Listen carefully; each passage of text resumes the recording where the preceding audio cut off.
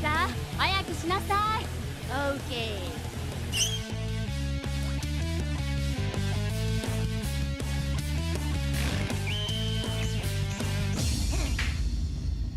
Let's go!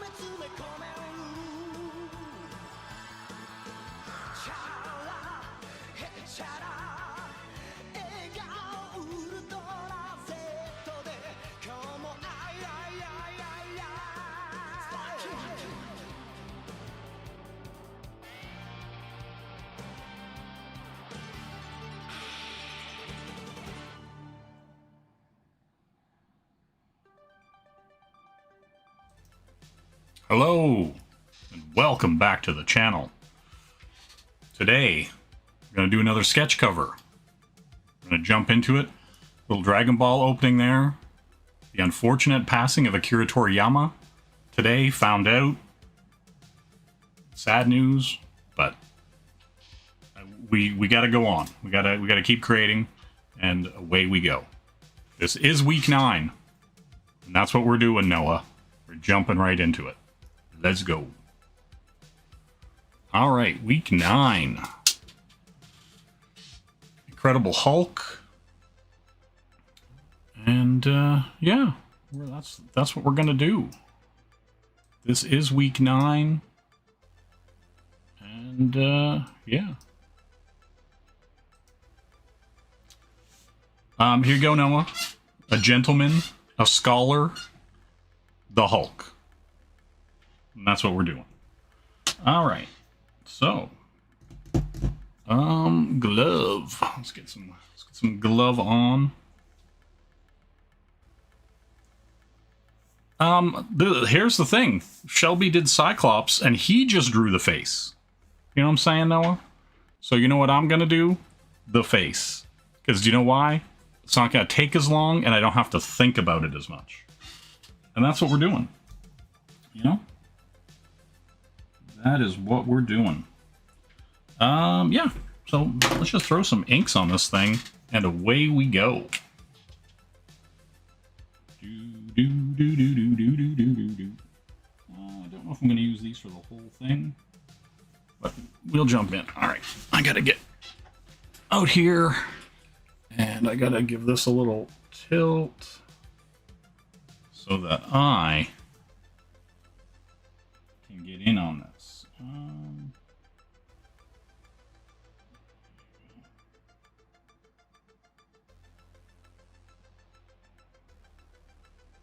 I feel like I'm up too high, you know? Hold on.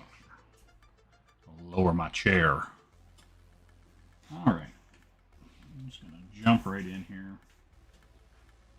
Get all up in these little bits. So yeah, what's going on, Noah? How goes the comic making?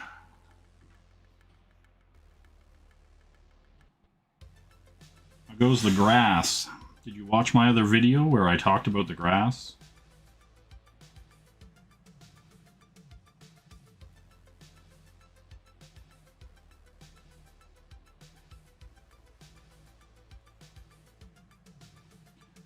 Do. Or no. Huh? Man, hold on. Here we go. We'll flip the hat. Get in there. You drew so many chains. Oh, you were having trouble with your tablet. Do you have a screen tablet? Like, are you drawing on a screen? Or what's the deal? Or do you just have a regular tablet?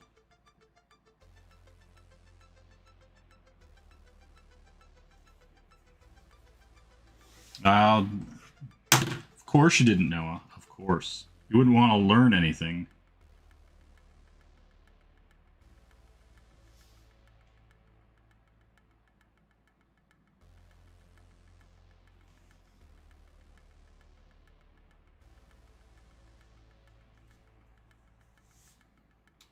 That's fine.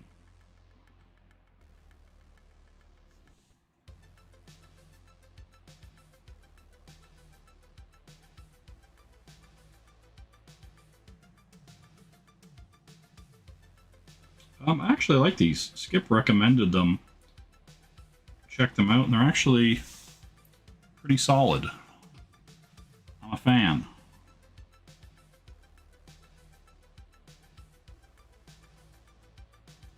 These are the Pigma Micron PNs. Pretty good. I suggest you check them out now.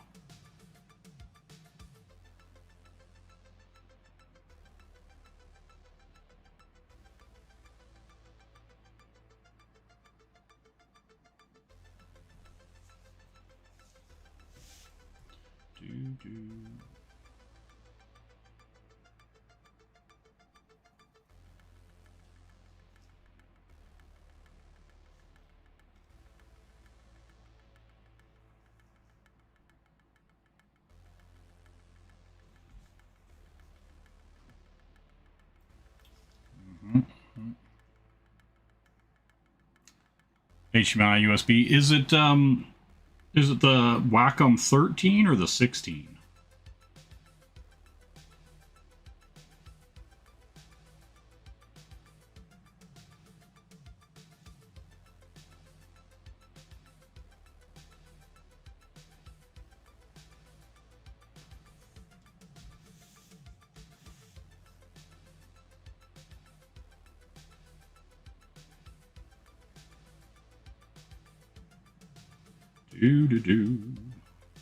Yeah, there are other streams going on right now. Nothing I can really do about it. You know, gotta get the stuff done. And this is when I have time. So my apologies if there are 1,000 streams on right now.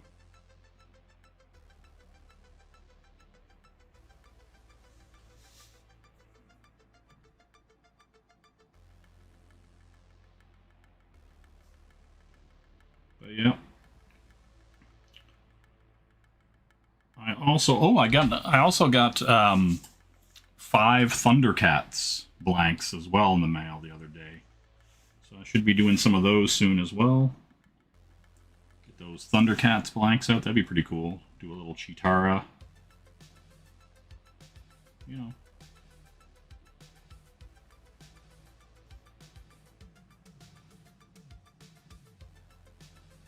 Squiggle.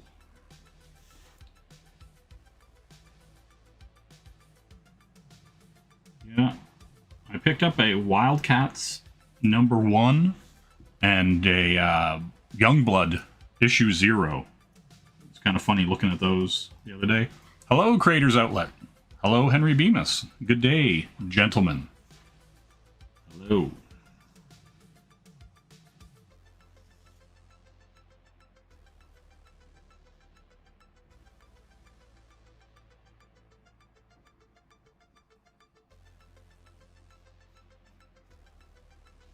Yeah, we're just in here. I got this blank from Sumo Thori. He sent me a handful of blanks there a while back. And so I was like, hey, I'll do a Hulk. You know, break it up with all the ladies. You know?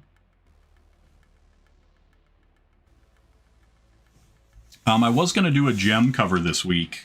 But then I was like, oh, I can just do a headshot. And that'll be fine. That'll be fun. Even.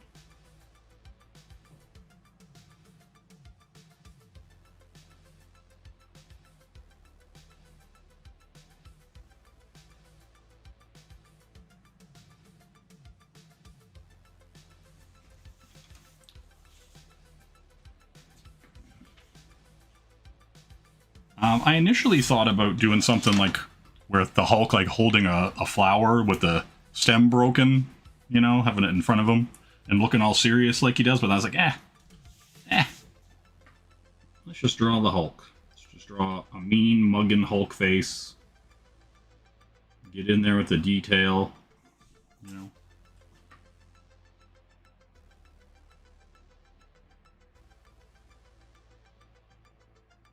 So that's what we're doing.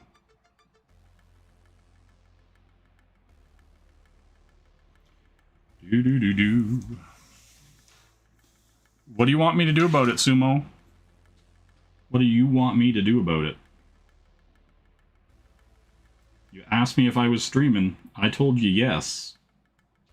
You didn't ask for a time. You know? Just how it is, how it goes. These streets.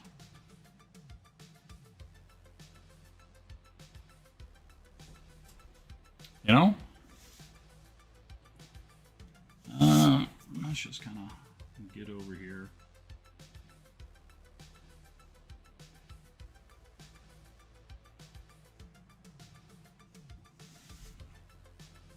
Get in here, grab some of this.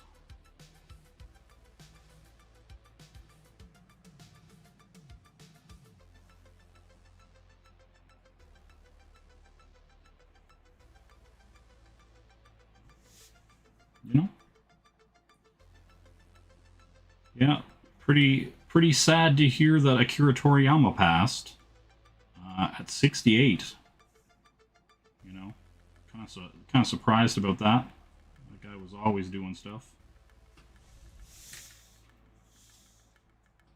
Oh, Sumo asking the tough questions that we're not sure that man can answer.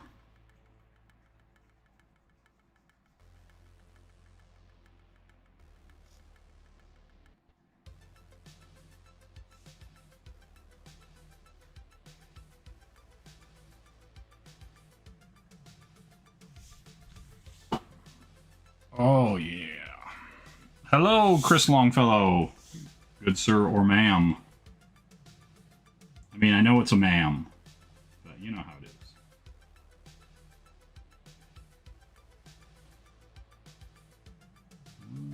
Whip right in there. Boom. Whip right in there. Boom. The Naruto crater did not die, Noah. nice try. Nice try.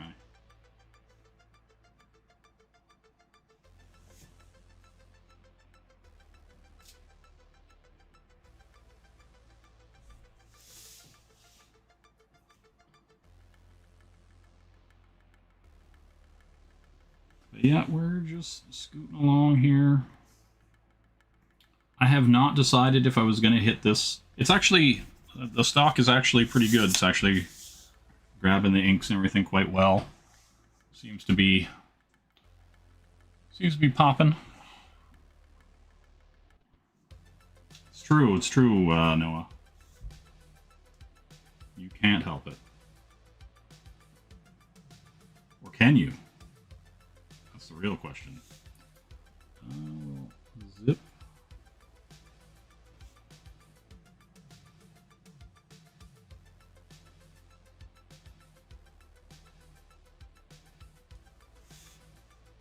What's Sumo eating? That's the real question. Oh, thanks. Yeah, we're getting a quick old Hulk sketch cover done here. You know, I'm trying to do my 52 weeks of sketch covers, and we're on week 9. You know, some people might be on week 10, but not this guy. I guess I should use a thicker thing for that. All right, we'll stick with this for now. All right.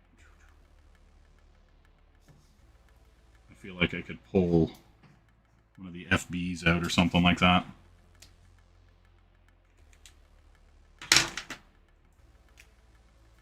What are you doing? What are you doing, FB? There we go. That's what I'm talking about.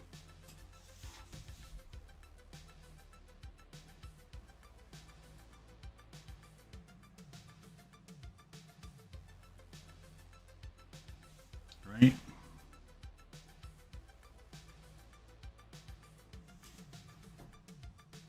I was like thinking like, hey, there's got to be a faster way to do this.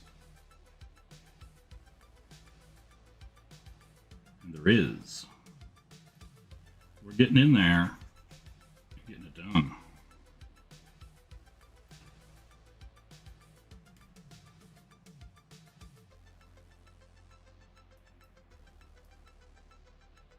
So are you satisfied now, Noah? Portuguese sausage. You satisfied with the dude? Or do you require more satisfaction?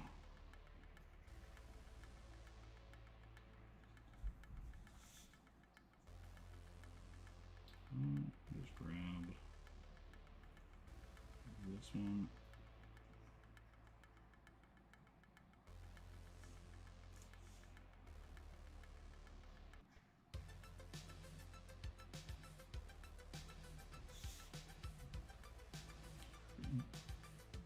Listen, I don't need to draw his body on there.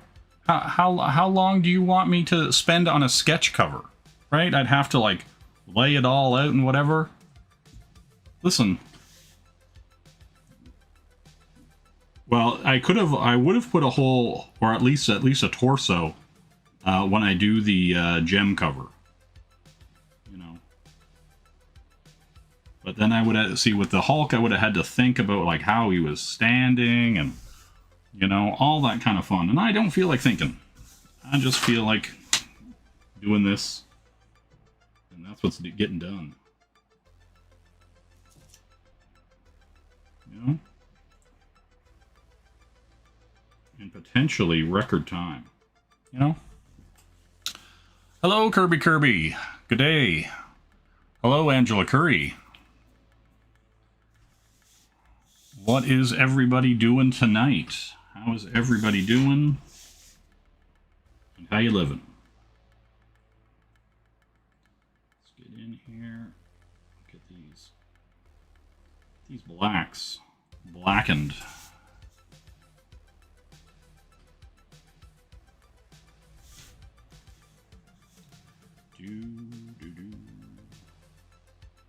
Yeah, I do like these Pigma FBs. They're pretty good. fan.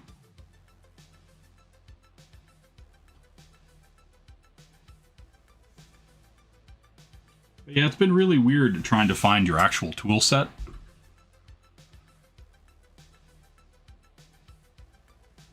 That's weird. I mean, don't I have any say in this? It seems...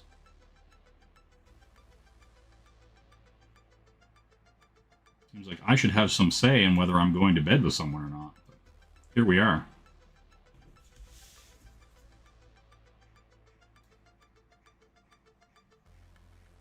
You know? That's all I want to know.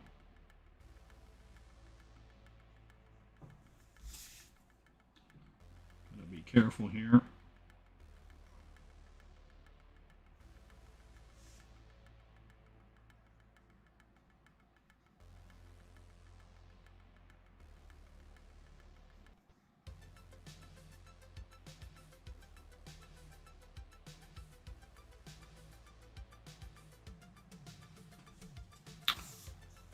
Damn. You've got no choice in the matter.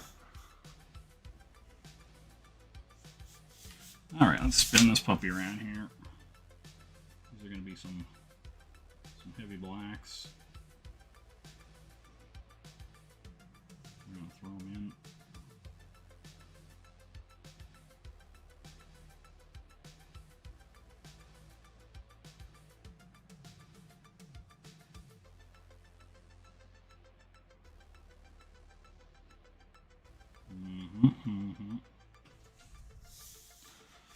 Yeah, so anything exciting and or new? I'm thinking I might do, because I've been posting like art book videos and things like that, I actually am considering doing some more like, I guess you would call it like edited or scripted content, you know, where I kind of pose a theory or state a case for something and, you know, talk about it in detail. Been thinking about doing that kind of stuff. Just mostly talking about like art and design and the creative process and things like that. And there's just been some things coming up recently that kind of made me want to kind of delve into some of that stuff. Just because no one's really talking about it in this regard, especially in this case, I guess would be the thing. But yeah, like I do like the art book videos because they're great for showing people things that they may not have access to, and so you know I can pull you know some 80s or 90s like art book out of my collection, and you know that's cool to show off to people who just wouldn't have access to it, right?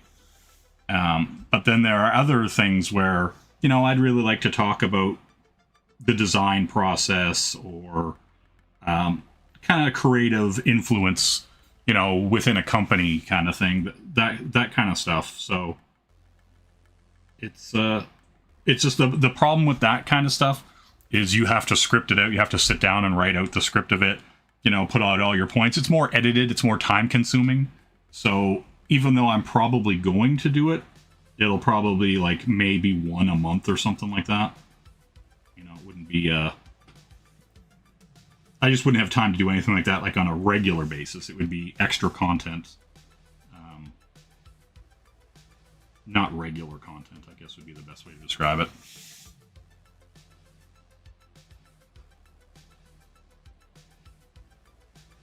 You know? Oh yeah, so we got the Hulk. He's popping up there. He's looking all right.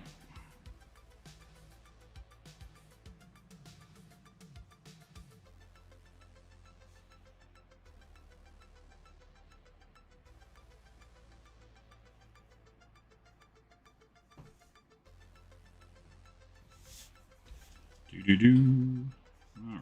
Got a little extra shadow there. Do-do-do. I just like that, and that's also a thing. I just don't see a lot of people, you know, if they're not doing drama, they're doing like comic reviews or you know, just kind of live stuff where they just sit around and talk. There's not really anything being gained from it, you know, like as far as the understanding of the craft or any of that kind of stuff.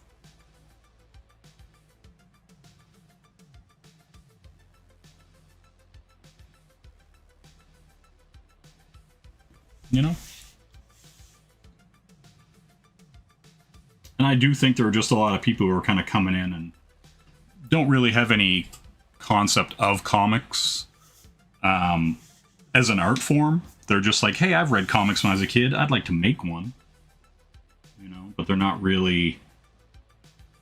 They don't really understand it.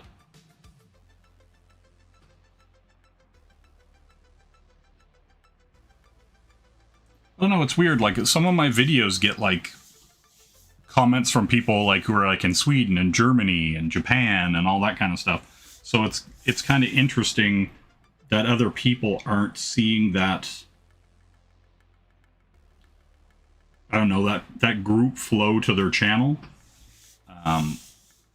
You know, when I look at my metrics on things or whatever, and it's not, again, my channel's not big, but I did get like 30 subs this month, which was kind of wild.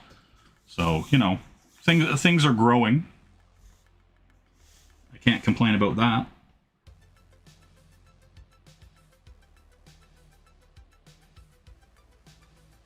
You know, I don't know how much how much of it has to do with the streams or just regular video content that I've been doing. You know, I mean, I can technically tell as far as, you know, it tells you when someone's sub based on your channel. But, you know, the video might have convinced them after they watched a stream. Who knows? You know, that's the thing. You're not exactly 100% sure, you know, what brought people to the yard, so to speak.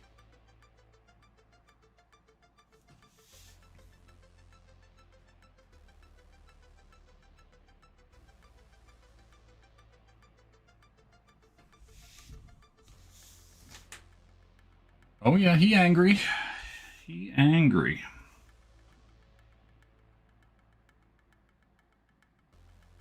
Yeah, good to see Kirby here. You know, I seen him in Finn's chat stuff this morning, so, you know, always good. Always good to see people coming around that might not normally be around.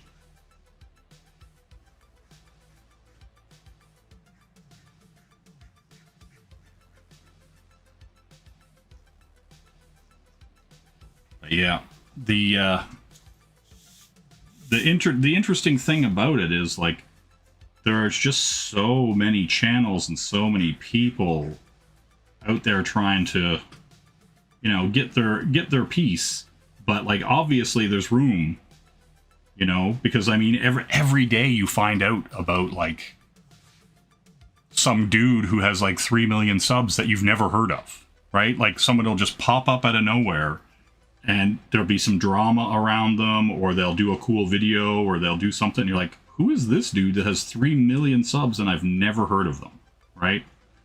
And so there's clearly markets that people just aren't tapping. You know, there's clearly interest out there for things, and it's just you have to find the way to get the eyes, like, you know, onto you. And so that's the trick.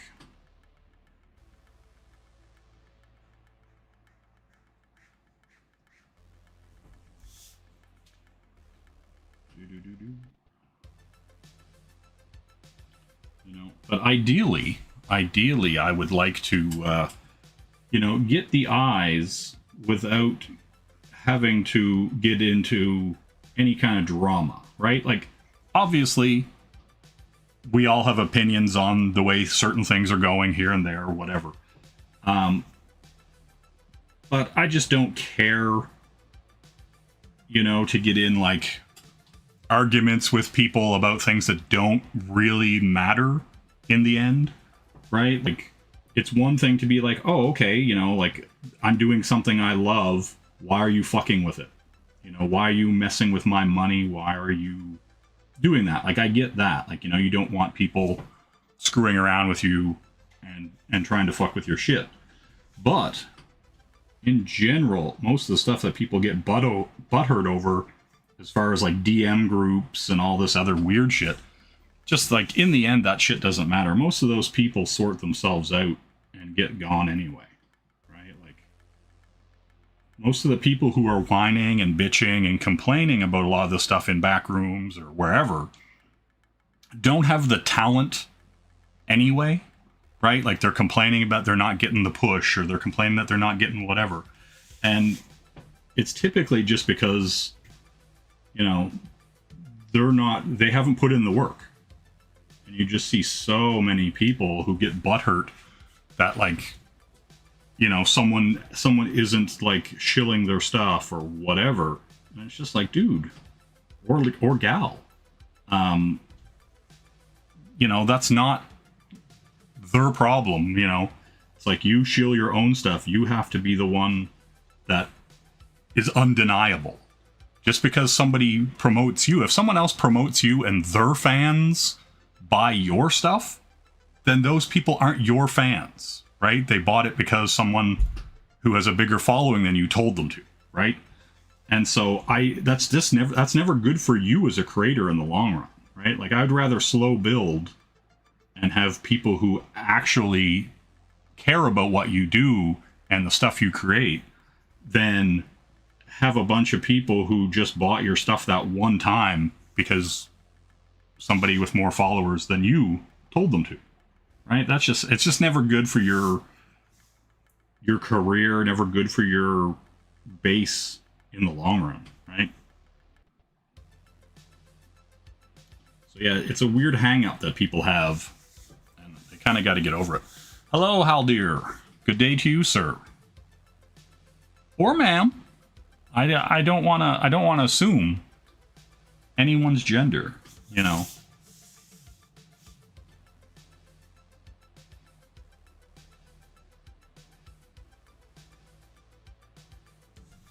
You know, I want everyone, you know, to come here sexless. Leave your sex at the door, but not in the kid. But don't put your sex in the bowl where the keys are. That's not what kind of bowl that is. That's not where the keys go, right? It's not this. That's not this kind of party. All right, you know what I'm saying?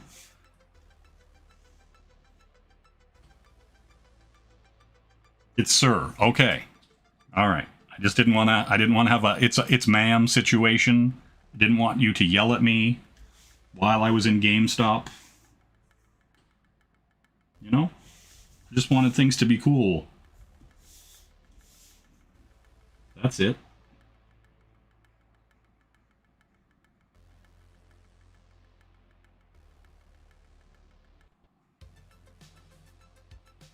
All right. We're getting in.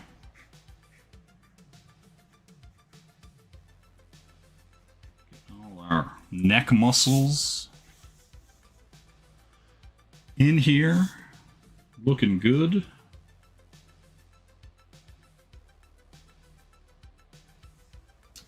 On a completely unrelated note, I picked up a bunch of N64 games over the weekend. I happened to be out at and stopped into a thrift store, and this thrift store had a whole bunch of N64 games like Super Mario 64 and WCW, NWO, Wave Race, 1080 snowboarding, stuff like that. I grabbed like 6 or 7 games, and they were super cheap, like $10 or whatever each. And I just grabbed a bunch of them, and I was just like, man, you don't see, you know, like loose N64 games usually just sitting around in stores. But it's also weird because, like, I'm kind of a collector. And so it's kind of infuriating to me to buy a game that's not complete. But at the same time, it's like, yeah, they're just some old N64 cartridges. I'll just grab them. You know, mess around with them here and there when I have time.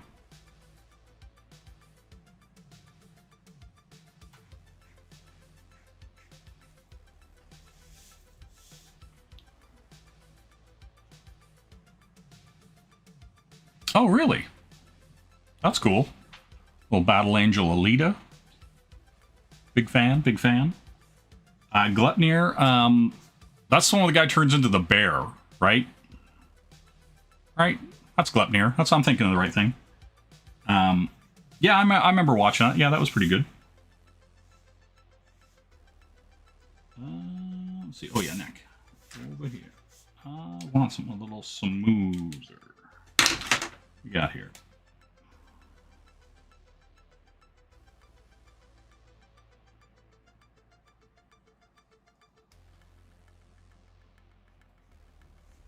There we go.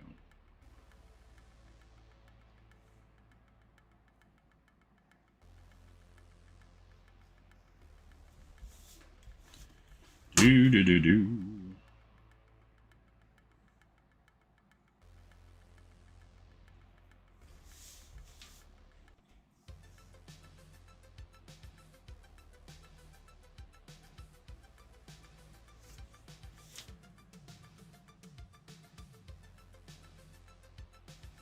Okay. Let's look a little under here to smooth this out. There we go. But yeah, always on the lookout for collecting retro games. It's just a habit, a love. You know how it is. Twitter name is the same as your YouTube. Do we follow each other on Twitter? Is that a thing we do? I'll have to have a look when I get a chance.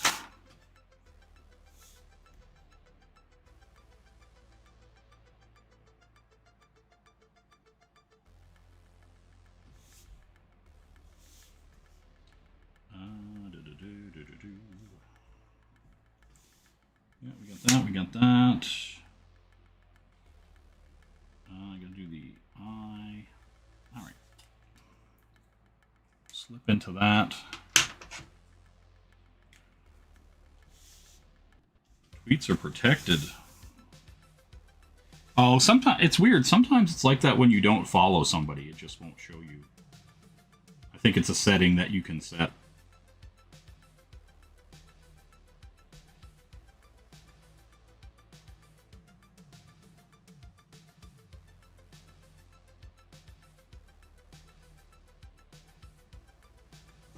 Okay.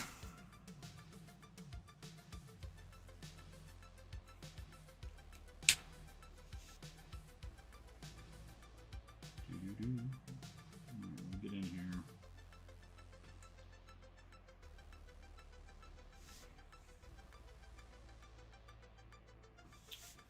But yeah, the collection bug is quite the thing. It really is. Like when you start, collecting games or comics or whatever. And it's one of those situations, like, because I know some people who are like super into, Japanese role-playing games or racing games or fighting games or whatever.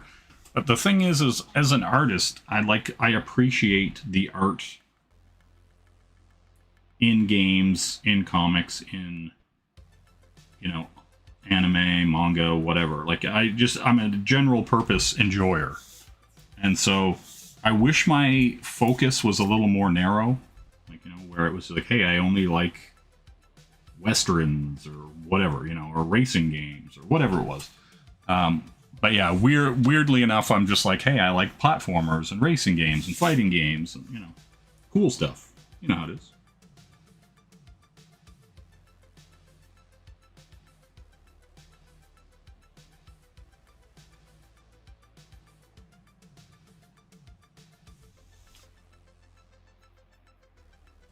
Do. All right. We'll pull these up. See what we've done here? Boom. See, I've turned my hat backwards so it's not impeding Noah's vision, since he loves to complain about it.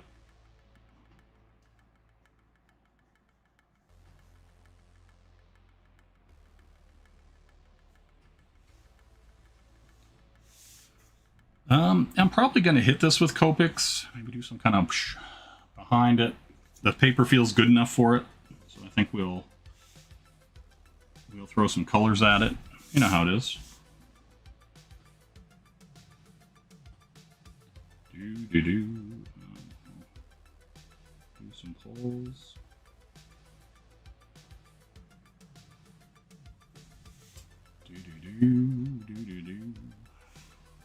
Okay. Yeah, this is the stuff that's like the time-consuming part, where you're just like, hey, I gotta do all these little hair strands.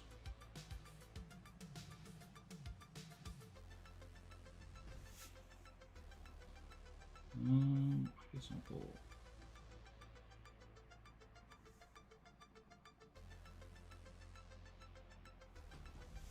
There we go. There we go.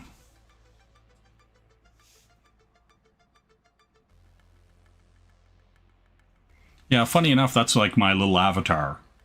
Is the Battle Angel Alita.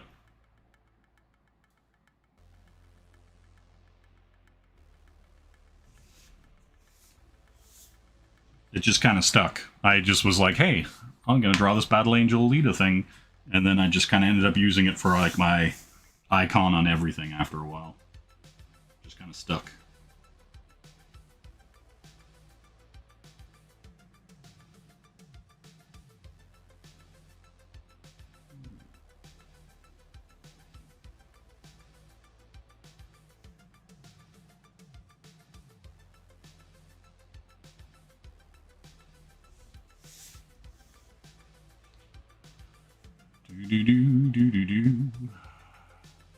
I love Leinil Yu. Noah. His name is Francis Leinil Yu. Yeah, he's great. He is incredible. One of the things I noticed about his work, like very early on, great anatomy, also great perspective. Like, you can never look at any of his stuff and be like, oh, the perspective's off or anything's funky about it. And he has, what is that series called? Silent Dragon. Silent Dragon is a great work by his. It's from Image Comics. I would check that out. He did a lot of great, like, Marvel work as well. So yeah, check it out. I would check out Silent Dragon. It's really cool. But also, like, he did stuff for, like, on Avengers. You know, he did a lot of Wolverine, stuff like that. For streaming, I use OBS. Is what I'm using, and just pumping it directly into YouTube, you know, and then I can switch and do all this kind of stuff, you know.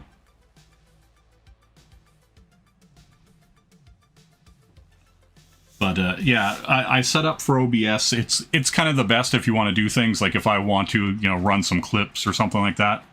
I can just throw them in. Everybody sit down. Greetings, Gun. I said sit down! Now, you know how I don't like to use the sit-down gun, but this morning we just don't have time for mucking about. Major Allied cities have come under attack. Nazis?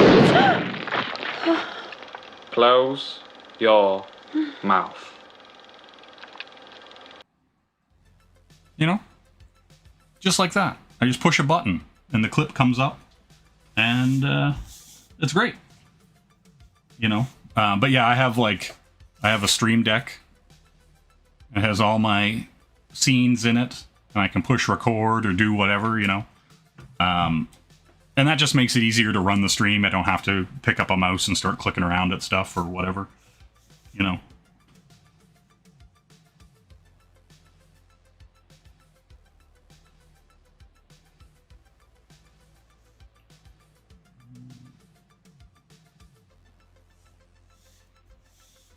Yeah, and that's the other thing, like, a lot of people don't realize that, like, you know, like, speaking of building that muscle memory, it's also muscle memory, but it's also like a mental library. And like you'll see it when you go to conventions. Like, any artist who's at a convention, you know, they'll draw the same Wolverine like 100 times, except that Wolverine has his like fist up with, you know, the claws popped out, or he'll have that fist up with a cigar, but the guy's doing essentially the same pose over and over and over and over again.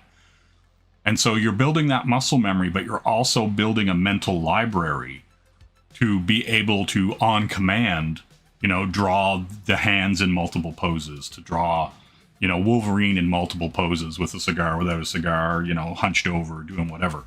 And you just got to draw a lot. You just have to draw all the time, just so you can pull that stuff out. Otherwise, you're going to reference things all the time. And that's not necessarily bad, right? Like, because reference is good. Like, if you're, I don't know, I don't think I have anything super close to me right now. But like, if you're, I don't know, you just want to see someone leaning up against the wall, right? And the reference lets you understand how the body is holding that weight. And that's what reference is really great for. So that you go and look and go, okay, well, that girl's leaning, and so her hip tilts this way and her shoulders tilt this way. And it looks like she's putting all her weight on one leg, you know, because she's got the other leg kind of kicked out or whatever, you know. And so it makes you understand weight and also lighting, right? Like, you can see a good light source and draw from that. You can be like, okay, the light's coming, you know, from the top right or the top left or whatever. And you can understand how it hits things and understand that, like, you know, oh, it's going to be really shiny on this leather jacket, but her jeans are going to be really matte and flat. And they're going to diffuse light where the jacket is going to more reflect that light, right? Like, so reference is really important. And like, I would suggest that even when you're drawing from, you know, like a manga or an anime or whatever, realize that those guys are drawing from reference from real life, you know, like when someone runs down the street or whatever, because a lot of times they will use that reference and they'll show you that reference in their art books, or when they, you know, at the end of an anime, sometimes they'll show a clip of somebody running down a hall and you're like, oh, they use that as reference for that scene or whatever. You know, it used to be a thing they did in a lot of old anime where they'd have weird live action shots and stuff and things. So just realize that everybody, whether they're drawing in for anime or a manga style or a cartoony style, they're typically looking at photo reference or video reference of real people doing things, right? And that's kind of the thing, like, yeah, like, you know, like, just draw all the time, right? And I think also the thing is like, learn shorthand for things, right? Like, you know, you have this, like, you know, you want to draw a fist, it's just a rectangle, right? And then it's like, here's the four fingers, and the thumb comes off of it, right? Like, you have to learn the shorthand for things. You have to learn, you know, that, like, that's the head, you know, it's split down the middle. You have your quadrants, you just draw a person's face, here's where their eyes are, you know, all that kind of stuff. Here's their nose. It's all shape language, right? Like their body, all that kind of stuff. That's their rib cage, like, you know, all that stuff, that shorthand. And then you're getting, like, you know, and I drew the big eyes like that because, like, really your eyes are really big in your head, but when you're drawing like a person's eye, you know, that's why they have the bags under their eyes here. That's why that kind of situation happens, you know. And so then their eyebrow is up here, like where the ocular socket is. And so, yeah, like, you know, and then you understand that like the cheeks and the bone, all that stuff, you know, where your teeth are, all that kind of stuff, you know, there's big giant gaping holes here where your skull is, like, you know. And so the nose underneath that, like, you have to look at like a lot of anatomy stuff all the time, right? And so you're eventually going to understand what's underneath the skin so that you can, you know, be like, okay, well, I understand what's underneath the skin. So, right, like I can go, okay, well, this is where the light's coming from here. I can light this person's face because I know where everything is, right? Like, you know where the light comes from. And so you can easily light everything. You understand. And you don't, like, and that's the thing, and you don't need to draw it all in, right? Like, you just kind of understand that that's where the head is. That's where the shapes are. You know, that's where their face is, you know? And so you're going to get that stuff really quick once you start doing it, right?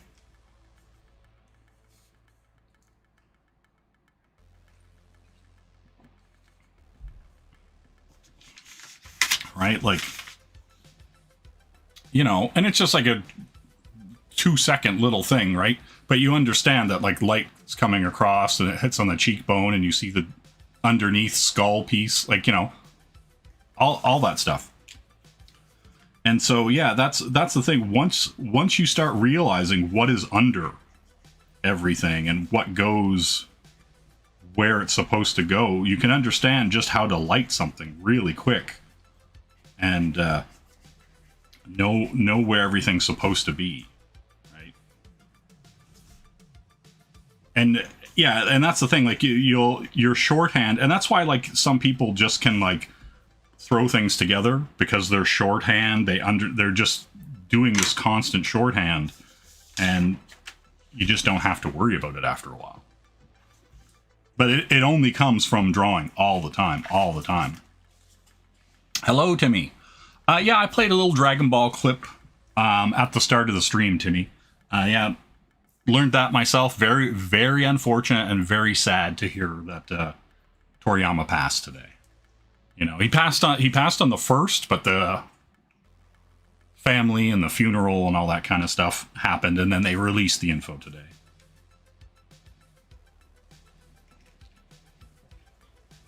But yeah, that's kind of the thing that sucks, because he was working on so many things, right? Like, he's working on Dragon Ball. There's a new Dragon Quest game coming out, Dragon Quest 12. You know, he works on character designs and stuff like that for the Dragon Quest games, or Dragon Warrior, if you're remembering them from the Nintendo, you know. But yeah, he worked on the Dragon Quest games. He worked on Dragon Ball. He was, like, doing all kinds of stuff, right? So it's really sad. Like, 68, like, you know, it's old, but it's not that old. Like, do you know what I mean? Like, he could have been 70 or 80. Like, a lot of these guys live and are working well into their 70s now. And so it's really sad that somebody who was especially still creating, like, still making stuff on a really regular basis and still behind, you know, the driving force, we'll say, behind such a big thing that's been so big and touched so many people around the world.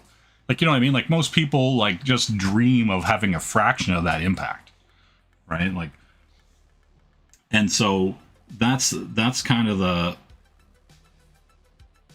sad part about it too, is, like, you know, it's one of those things, like, I don't like to get, like, all like, oh, imagine what he still had left in him. Like, I remember when Kurt Cobain died, there were so many people like, oh, imagine everything he could have done. I'm like, okay, yeah, you know, but he swallowed a shotgun. Like, chill out. Like, you know, he clearly didn't want to do anything unless Courtney Love made him swallow that shotgun. But hey, I digress. You know, but yeah, that's the thing. Like, it's always sad when somebody who, you know, felt like they had more in the tank creatively passes on. You know, that's always the sad part. You know, you hope that, like, you'll be able to get all the stuff that you want done in your life, and that really drives home that, like, you got to make the best of it, right? You got to get out there. You got to get the, if you want, like, you know, if you want to make a book, or you want to make a comic or a game or an animation or whatever with your life. Like, you know, it's like the guy who made Undertale, right? Like, it took him 5 or 7 years to make Undertale. And then people were bugging him and bugging him and bugging him. When's the next game? When's the next game? And he's like, I got to look at my life and how many games I have left in me. He's like, it could take me 5 to 7 years to make the sequel to Undertale, right? And so then he's like, so do I have 4 more games left in me? Do I have 3 more games? Do I have 6? Like, you know, depending on how long they take. And that's kind of like the crazy part about it is like, I feel like for a lot of people, like, you know, depending on their circumstances in life and how they got to where they are. And like, I legitimately knew people who were professional students. They just didn't know what the hell they wanted to do. They kept going back to school and taking courses and doing whatever. And it would be everything from like, you know, a physical trainer to a structural engineer to a whatever. They were just all over the place. And they were just like, kept going back to school. And I'm like, dude, what do you want to do with your life? And they're like, I don't know. Like, you know. And so that's the thing that's kind of crazy. Like, some people are really lucky and they figured out what they want to do and they've been pursuing it ever since. And other people, maybe, you know, they had to work 2 jobs since high school. Maybe they, you know, whatever their circumstance is, they might be in their 30s and 40s before they even realize that they have dreams and goals and things they want to achieve in their life, right? And so that's the thing that's, you know, different for everybody. Where do you want to start? How long have you been doing it? What do you want to get out of it, right? And yeah, and I think that's the thing too. Like, there are a lot of people since the start of all this kind of stuff began who were showing up 5, even 10 years too early to be asking money for a book. Right? And I'm not saying, like, I don't know. I'm not saying you shouldn't follow your dreams. And this isn't directed at anybody in particular, right? This is just like in general. I'm not saying you shouldn't try to make a book when you've only been drawing for a year. I'm not saying that you should either. But I think you have to understand that when you start asking for money for something, it's a product, right? And so there comes a certain expectation when you exchange money for a product, right? And I know some people are like, oh, but, you know, I'm funding this crowdfunder because I'm helping someone I like achieve their dream. And I'm like, okay, so you don't want a product out of it. You want personal satisfaction that you are generous. That's what you're getting out of it, right? Because it's always a transaction. Like, don't let anyone ever trick you into thinking that them funding your book or doing any kind of thing like that isn't selfish. Like, right? Like, everything is selfish. Like, I go to the mall or I go to a pawn shop or a thrift store and I buy a game, it's because I want a game for me. I don't want it for you. I don't want it for Ted Danson. I don't want it for the dude down the road. I don't want it for world peace, right? I want to buy something for me. And so when you're buying a book from somebody or, you know, crowdfunding something on Kickstarter or Indiegogo or whatever, it's a selfish endeavor. And I kind of gets old to me when I see some of these people, like, you know, like, say, like, this is just a bizarre example I noticed the other day. But Ethan had a sale on his eBay store. He's like, oh, I'm going to sell 25 figures for less. And there people started to get complaining in the chat. They're like, oh, well, I backed your toys originally. And I'm like, yeah, but he still has to sell them after he sells them to you. Right? He has extra stock. He has a warehouse. Are you telling me that for the rest of the time he makes anything, he can't sell it for a different price than he originally sold it for? Right? That makes no sense. It's like the dumbest mentality I've ever seen in my entire life. It's like, okay, a PlayStation comes out, and now 10 years down the road, they have to sell it to you for the exact same price as when it came out day one. That's the stupidest thing I've ever heard of. Right? Prices go down. Like, the reason why games and stuff go on sale in stores is because they're taking up shelf space for new games, so they want to get rid of them So they sell them at a lesser price in hopes they get them off the goddamn shelf so they can put new stuff up. Right? And so it's incredibly frustrating for me to see people not understand how business works, how having stock and inventory works, and how you eventually would like to get rid of any excess inventory you have. You don't just want to sit on stuff just because someone gave you $25 for something 4 years ago.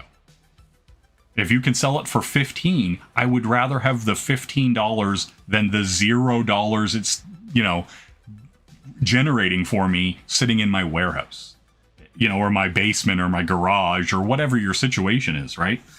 And so there's a weird short-sightedness to some people, or butthurt. I don't know what it is, but it's just like, dude, like, chill out. You bought your thing because you wanted to buy it. It shouldn't make any difference what he sells it for at a later date. That's just not your concern. You decided to buy it when you bought it. And that's the thing. There is that thing called early adopters tax. If I run out day one and buy a PS5, I'm an early adopter. I'm going to pay full price for it. They're likely going to stick it in a bundle and make me buy a game with it or an extra controller or whatever. And that's the early adopter tax. That's just how it is. But if I wait a year or 2 years or 3 years to buy a PS5, well, then it's going to be $100 off on a Black Friday sale, or it's going to come with 2 or 3 games and a controller that I want for the same price as it did day one, right? Like, so that's just how shit works. Like, I just don't understand I don't know if it's ignorance or naivete or what, but it's just like, the price is the price then. It's not now. Don't ask me to not sell stuff because you don't understand how business works. Like, all that kind of stuff. Yeah, and I agree. I agree with that too. Like, sharing your work and putting your work out on social media as, I'm not going to say scary because I just don't think it's scary. But as intimidating or as frustrating as it may be to you, it's the best thing you can do, right? Because even though you might not like to hear it, people will tell you that what they don't like about it, or if they're being nice, they'll tell you what they like about it and what they might think you could work on, right? Like if you're genuinely looking for help to get better, most people will offer you that help without any snark, without any disdain, right? Because there are some artists out there who look at everybody else who's trying to come up as competition. And the reality is like, if someone's coming up and they're getting good or they're getting better and they put in that work, that's on them. That's good for them, right? And if someone comes up and suddenly they're eating your lunch, well, guess what? You better step it up, right? Like, you always, as an artist, you always have to be learning. You always have to be trying new things and getting better and checking out, whether it's buying new pens or software or, whatever the case may be. Don't rest on your laurels, as it were, right? Like, get out there and push it, be uncomfortable in what you're doing. Exactly. Try new stuff. I mean, that's the thing. Like, I worked digital for the last 10 plus years. I didn't even own any of these pens until like a few months ago. Right? Like, I literally just went out. Everybody was like, hey, I want to see you do traditional work. And I was like, now I got to go buy a bunch of shit. Like, you know what I mean? And it's one of those things. Like, if people want to see that stuff from you, don't deny your audience, right? Like, you're not going to grow an audience by not being adaptable. You're not going to learn things by not being adaptable, right? You have to go out there and, you know, try on the shoes, see how they fit, right? Like, you know, and that's the thing. Like, for me, the biggest hurdle to get over with traditional is being fussy, right? Like, there are things where I would just go, okay, I don't like this line, I don't like this, and I would just fix it. And digital lets you fix it. Digital, like, the thing I like about digital is that you get to iterate during the process, right? Like, you know, if I was going to sketch something out, like, you know, like this, right? Like, I sketched this out, boom. As I was sketching it out and coming up, and I was like, oh, okay, well, I don't like this, or I don't like that, or whatever, right? And so if I was working in Photoshop or whatever, I could just fix everything I didn't like about it. And it's not a cheat. It's just that you're redrawing it. It's no different than me taking, you know, this here and putting it over Hulk's eye and being like, okay, well, I don't like how that eye went, so I'm going to fix it. I'm just going to go in here and I'm going to fix it. I'm going to draw his eye in, right? So it's no different than throwing a Post-it on something and fixing it. Right? It's just a different process. Like in Photoshop, you're just adding a layer instead of a Post-it. Instead of being like, okay, well, I'm going to bring this down here and bring his nose here and, you know, get up under his eye and pull this up and his eyebrow connection. Like, you know, it's literally no different. Right? Like, and you see in original art all the time, they'll have Post-its or corrections over the top of the art because they didn't have a way to do it digitally back then. Right? Like the extra piece of paper on top is just another way of correcting a mistake or fixing a thing you don't like because you didn't like the way the ear came into the jaw, you know, and so you're just like, okay, well, I'm going to fix that. Right? Right? So like you can see, like you can understand that you know where everything is without even seeing it, right? Like you know where his nose is. Right? And I'm just loosey-gooseying it here. And you know where his mouth is and his cheeks come down. You know how his jaw works. Like, you know, that's the beauty of all this. And it doesn't have to be, you know, like here's where his mouth is. Right? Like that's the thing. Like you can just do any of this stuff. It doesn't matter. Right? Like none of these lines matter. It doesn't fucking matter. Right? And so that's the thing I also find people get hung up on is that like they go like, oh, they grind their pen or pencil into the paper and the line doesn't matter, right? Like you're just getting a feel for something. It's loosey-goosey. It's like, what am I doing here? All right, I want to do it. Okay, he's got like, oh, he's furrowing his brow, like, you know, and you can just do it. Like none of it matters, right? And that's kind of why I prefer Photoshop or any of these things,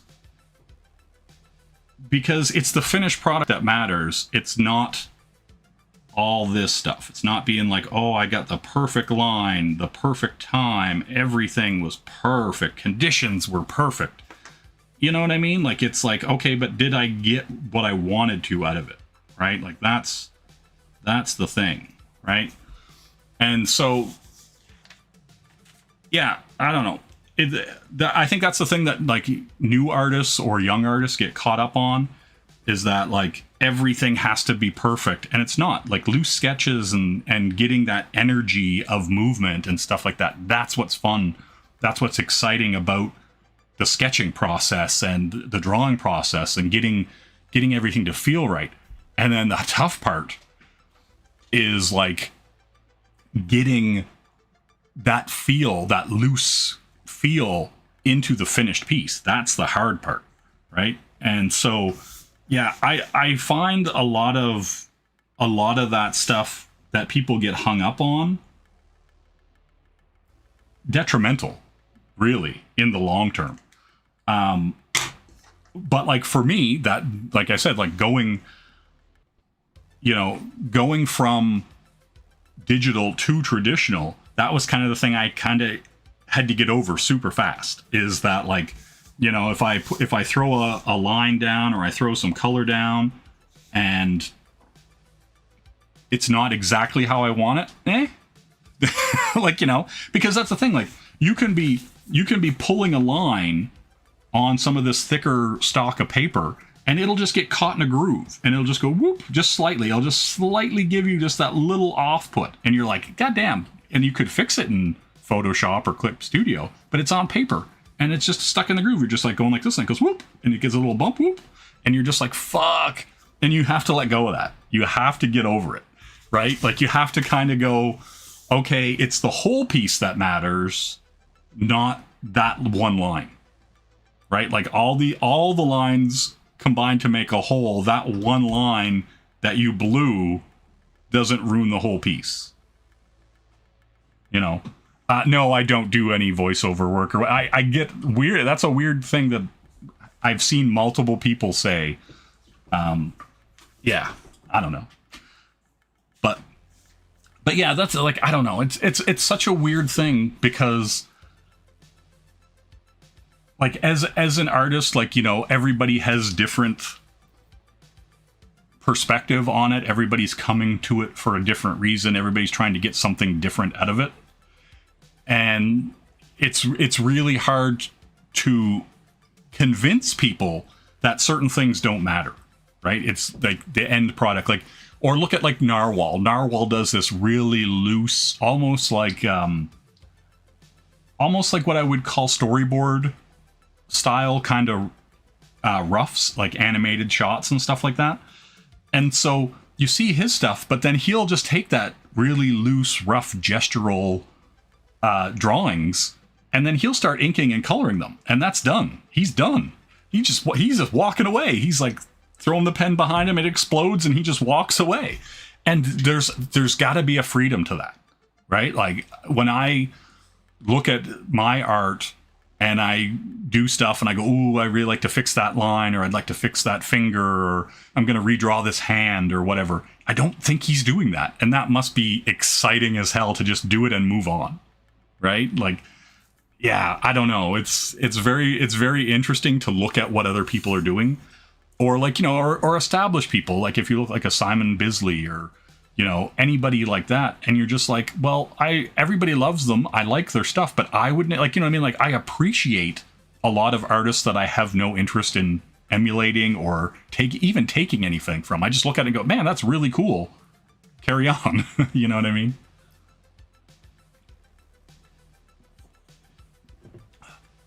But yeah, it's definitely one of those things where, you know, as an artist, you know what you want, but you're gonna spend a lifetime trying to figure it out and trying to get it. And in some ways, it's like the saddest part of it, you know, that like the whole game is built around your displeasure with your own work. And trying to be better in your own eyes, not even in anyone else's eyes. Too, that's also the other like really interesting thing about it when you start talking like to other artists.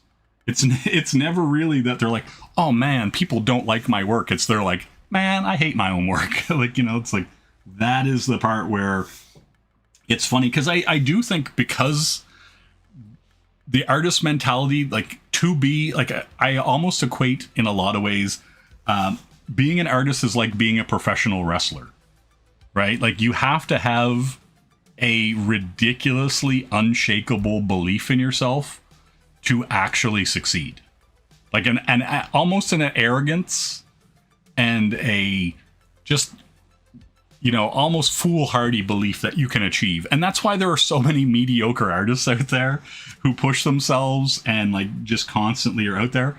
Hello, Apex. How you doing? Good to see you.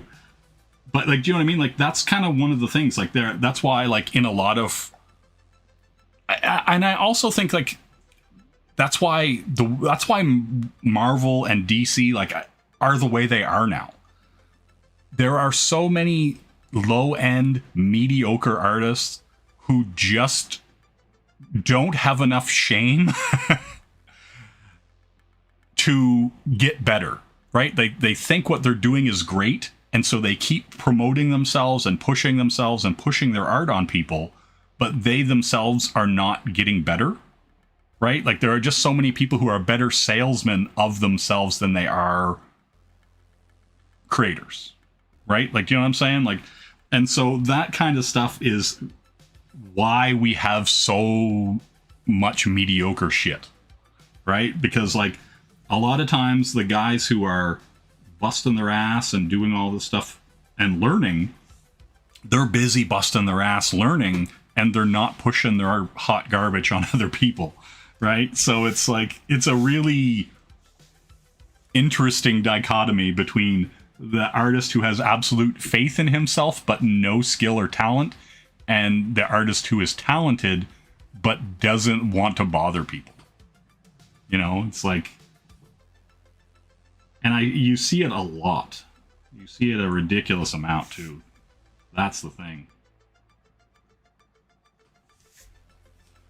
All right, we got all his hair. I'm gonna zip this stuff in tight.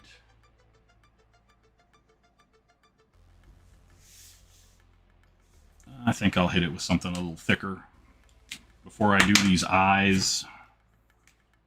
There we go. All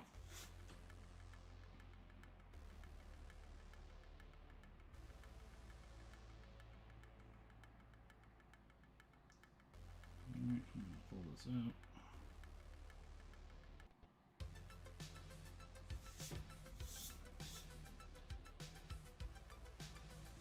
All right.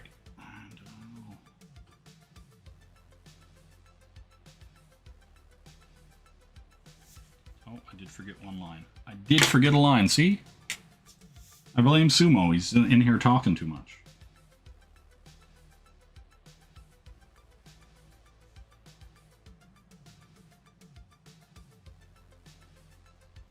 He's talking all kinds of yang.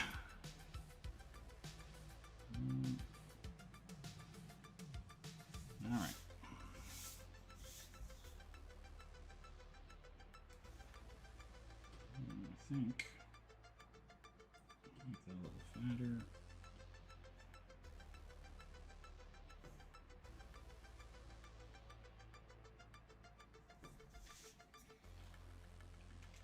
Okay.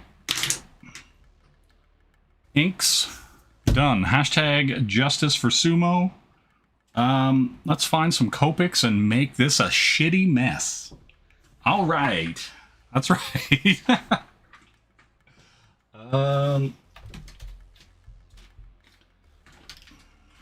You know, let's see. That's not green. That's not green. That's not green. Green. You know, we got some greens. We got some purples. None of those are green or purple.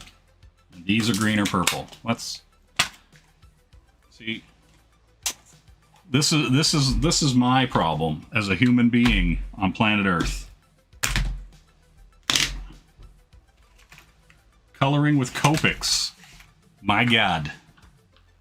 You know? Alright. So first, before I put stupid colors down, I want to see them. Alright. How dark is this going to be for my shadow? This is kind of bright, actually.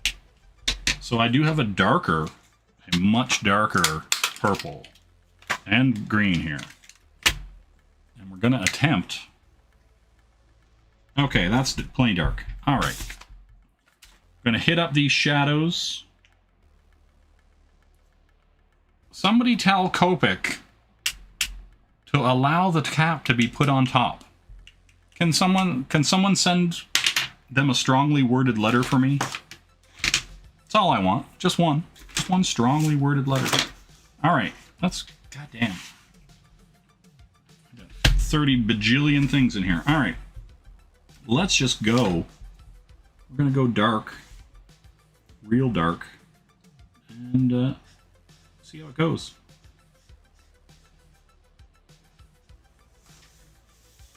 Right?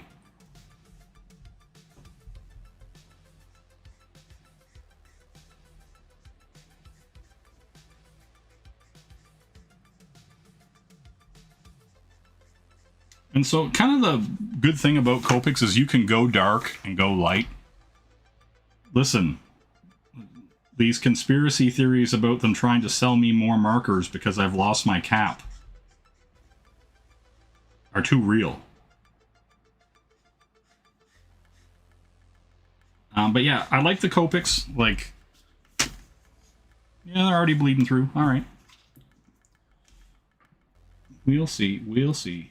But yeah, I like that you can kind of layer them to an extent and get a little bit of pop out of them, a little bit of bounce light, if you will.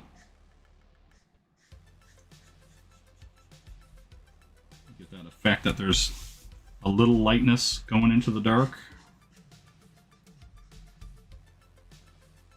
Right, and that's also the weird thing. Like, I always want to, because I usually work digitally, I always want to use weird colors. And, you know, there was a big part of me that wanted to just do purples as the shadows, and that was it.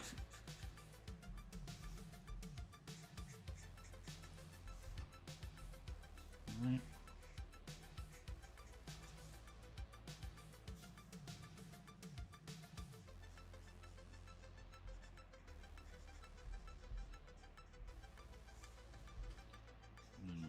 Pull these up. And see, that's why you sketch them in earlier, so you know where your light's going to hit. You make those choices.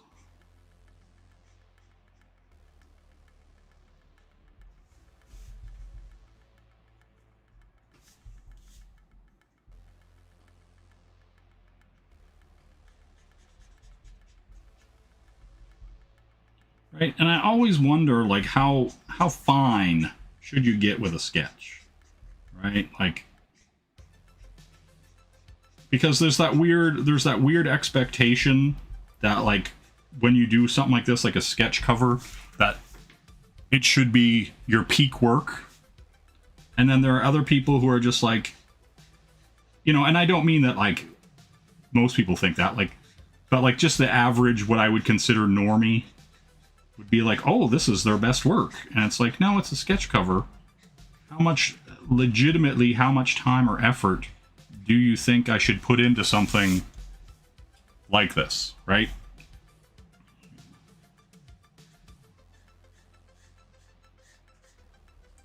That's the question, right?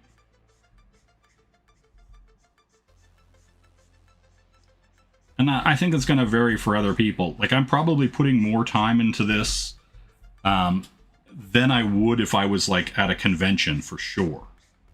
I probably would have just, like, done this so fast it would have been ridiculous. You know? But that's the thing, right? With something like this, you're giving it more time because it's, you know, more of a demo than anything, really, right? Like, you're just kind of getting in there, showing how it's done, and kind of walking away.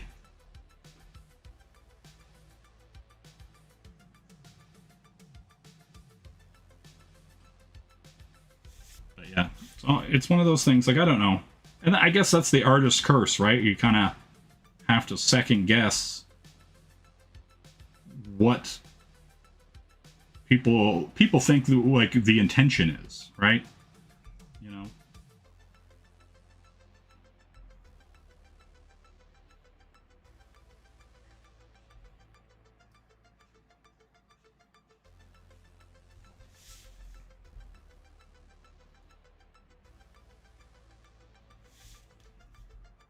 Do.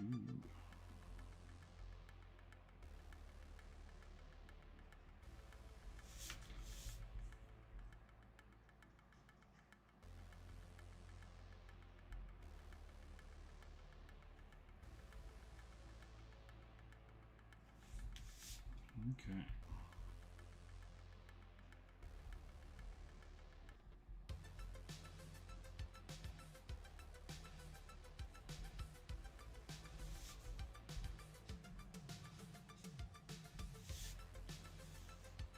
You know, He's green. He's mean. He's played Robotnik's Mean Bean Machine. You know how it is.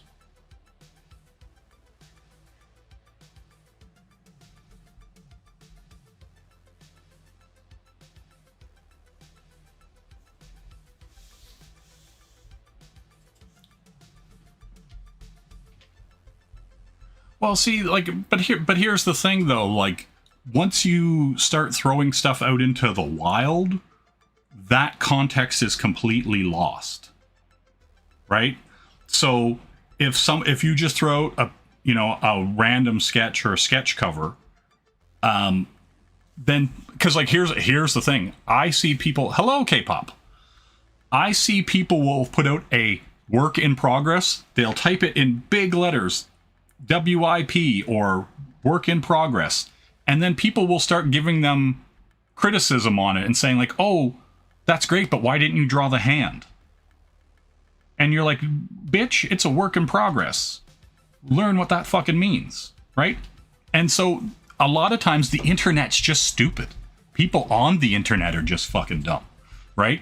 And so if you post something that's work in progress, you shouldn't be telling me to finish the hand, because it's a work in progress. That means I never got there yet, right? And so I see people post art all the time, and they say, hey, this is a work in progress. And some dumb motherfucker is like, well, why didn't you finish it? And it's like, bitch, it says work in progress. How do I have to come over there and cut your dumb face so you don't forget? Right? Like, that's the shit that drives artists crazy. Oh, I don't. I'm not giving ear to anyone. I'm just saying that's the kind of shit I see, right? And so I get why some people are the way they are with certain things. Like, I know people who won't show work in progress, right? And because they're like, dumb motherfuckers are going to be dumb motherfuckers, so I only show finished things. And I'm like, that makes sense. And so it's just like that kind of thing. Like, I see the trap, and people are always like retarded,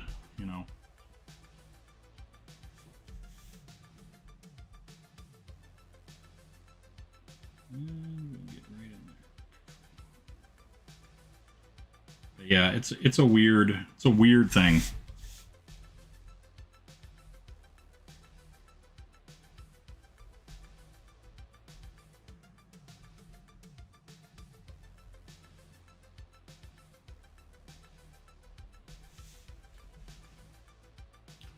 Yeah. Yeah, we're going dark in here.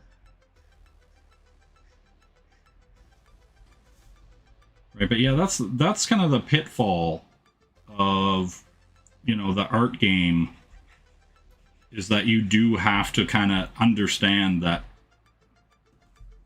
in many cases you're going to be dealing with a uneducated customer, right? Well, and I mean, that's the thing too. Like, maybe for some people, posting the work in progress and getting feedback on it might give them the drive to finish. Right? Like, you know what I'm saying? So you might be in that situation because it's providing you the feedback and encouragement that makes you want to finish what you started. You know what I'm saying?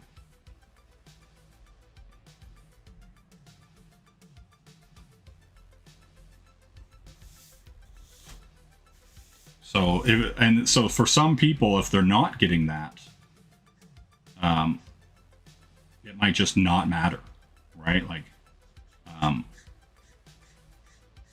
because that's the thing. Like, everybody's doing it for different reasons. Like, and so that's why I kind of, in some instances, kind of feel for some people on their journey, so to speak.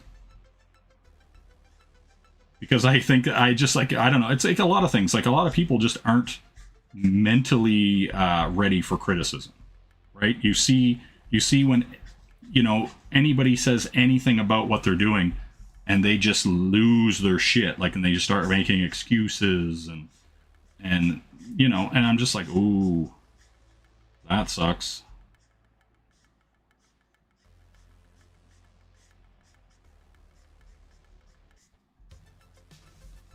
Right? And so, yeah, I don't know, for a lot of people, it's like, you know, you also got to be tough.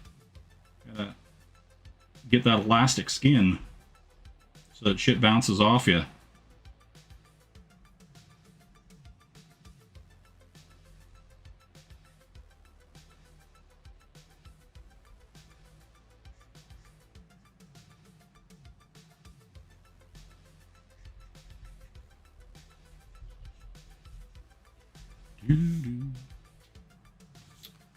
Yeah, oh yeah. Like I know people who are very good at what they do, whether it's painting or graffiti design stuff, things like that, and they like literally have just files on their computer, or they have just stacks and stacks of paintings like in an office or something somewhere, and no one will ever see them, right?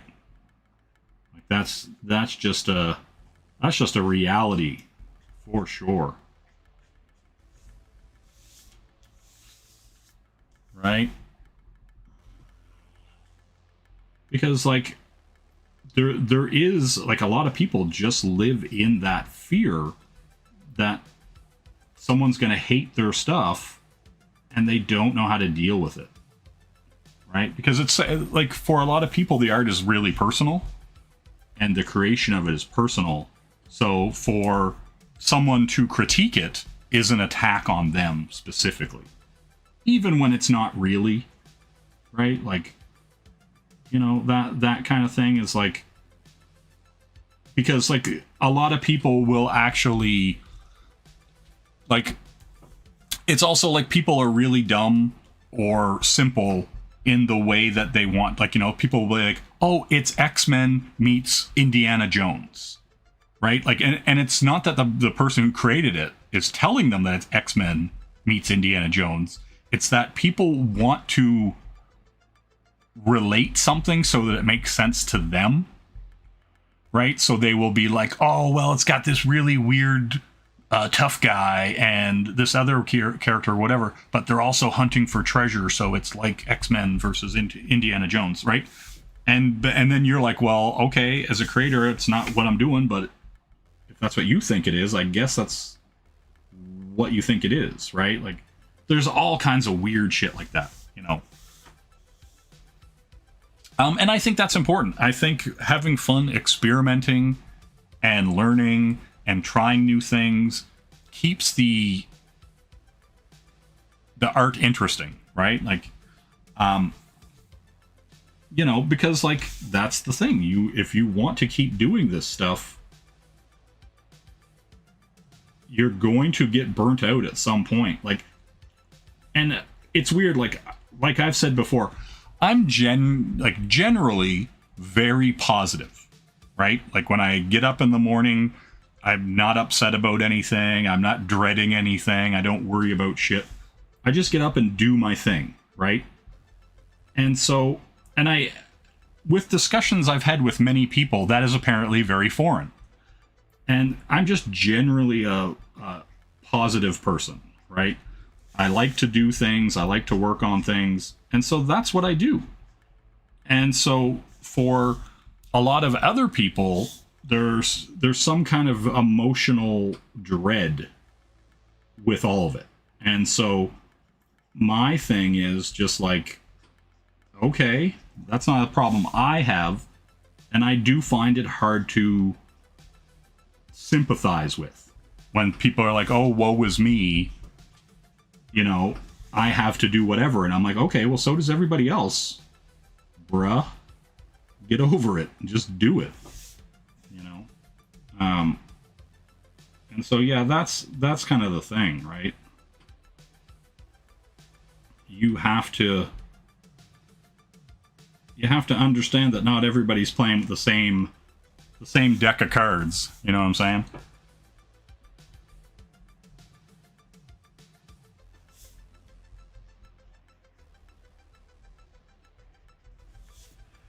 Do do do do do. So we got some Hulk happening, and we're gonna go with some lighter green. How light do we want to go? How light? There's my goddamn top. I think. Oh wait, no, I didn't get everything. I was like, hey, I think I got everything, but I didn't.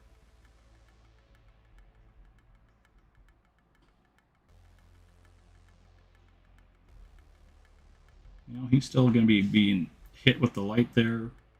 His eyes are deep and sunk into his fat head. You know?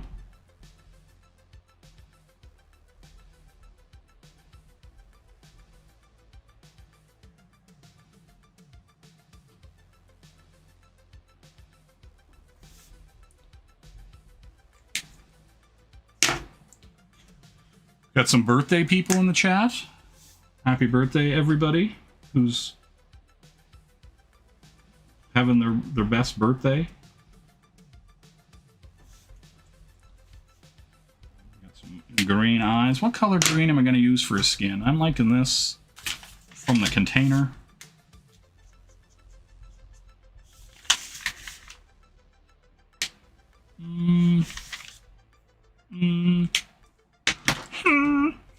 You know? I don't want to go that light. Alright, we're going to go with my gut. We're going to stick with my gut colors. And see how it goes.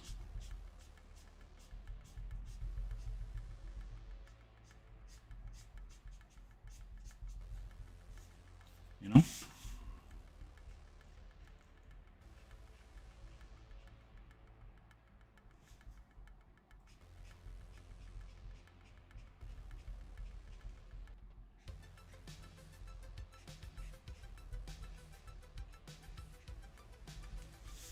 Blending. Get some blending.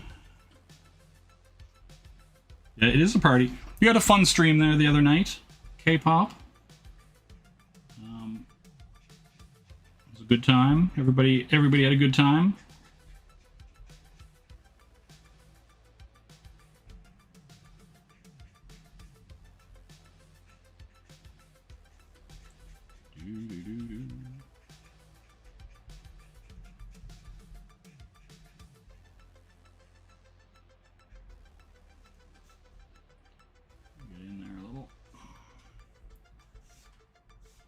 Yeah, Hulk smash. Let's go.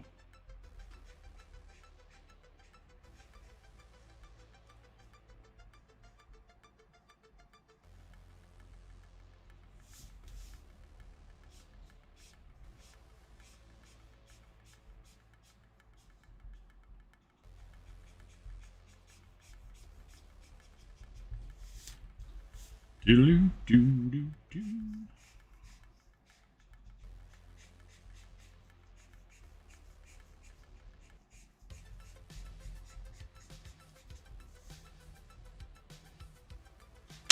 Hello, Donna Marie.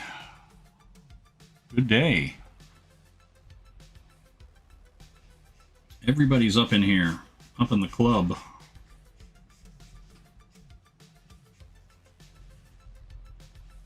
Some tone in here. You know? Pull those colors. All right. I like where it's going. You can never tell. This is the weird thing about using Copics. Like every time I use one of these, the paper's like of a different quality. So you're like, oh, I would really like to use Copics on it, and then I get on it and it's like this weird slimy, buttery mess. And I'm just like, that sucks. Now I can't do what I want. And so what are you supposed to do? You know? You can't plan, right? And that's kind of the bizarre, interesting thing about this cover journey I've decided to go on, is that you really just kind of have to go with this stuff, right?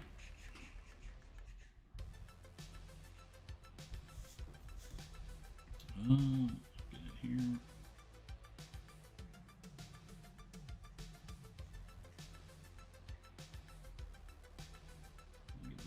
Get a little darker in here. you know? About recovery.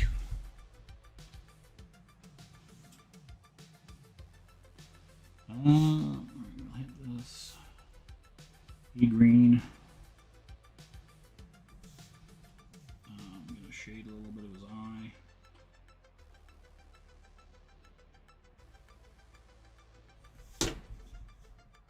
So you still get a little bit of that pop from the lighter green.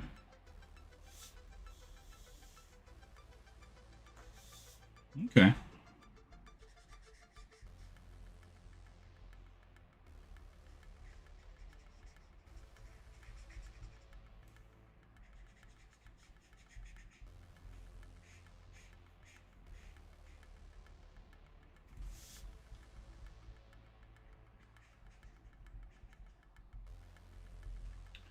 Get a little slab in here.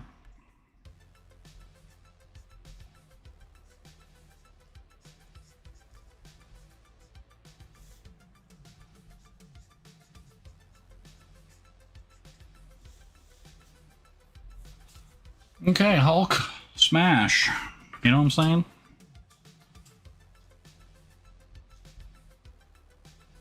Okay, pull some of this in. It's weird, like it kind of pops in high spots when I look at it on the camera, but when I look down, like right here, looks like there's no green on the camera, but for me, it's greened in. It's weird. It's like, it has this weird kind of high pop.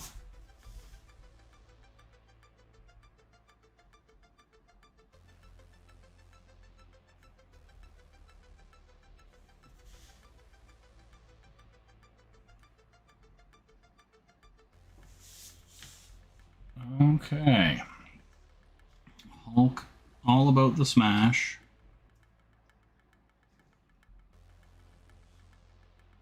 Well, now I can tell Andy that this was a good cover. He seemed upset when I said that the Street Fighter 6 cover wasn't great, but wasn't that bad. He was like, man, I need to know if it's any good. And I was like, it was eh. It was okay.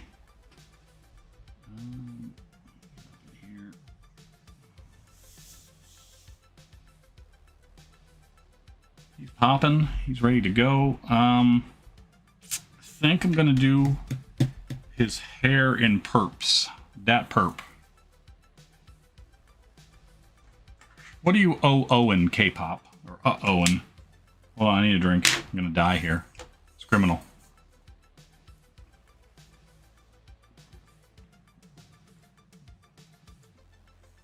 Those poor balls. What?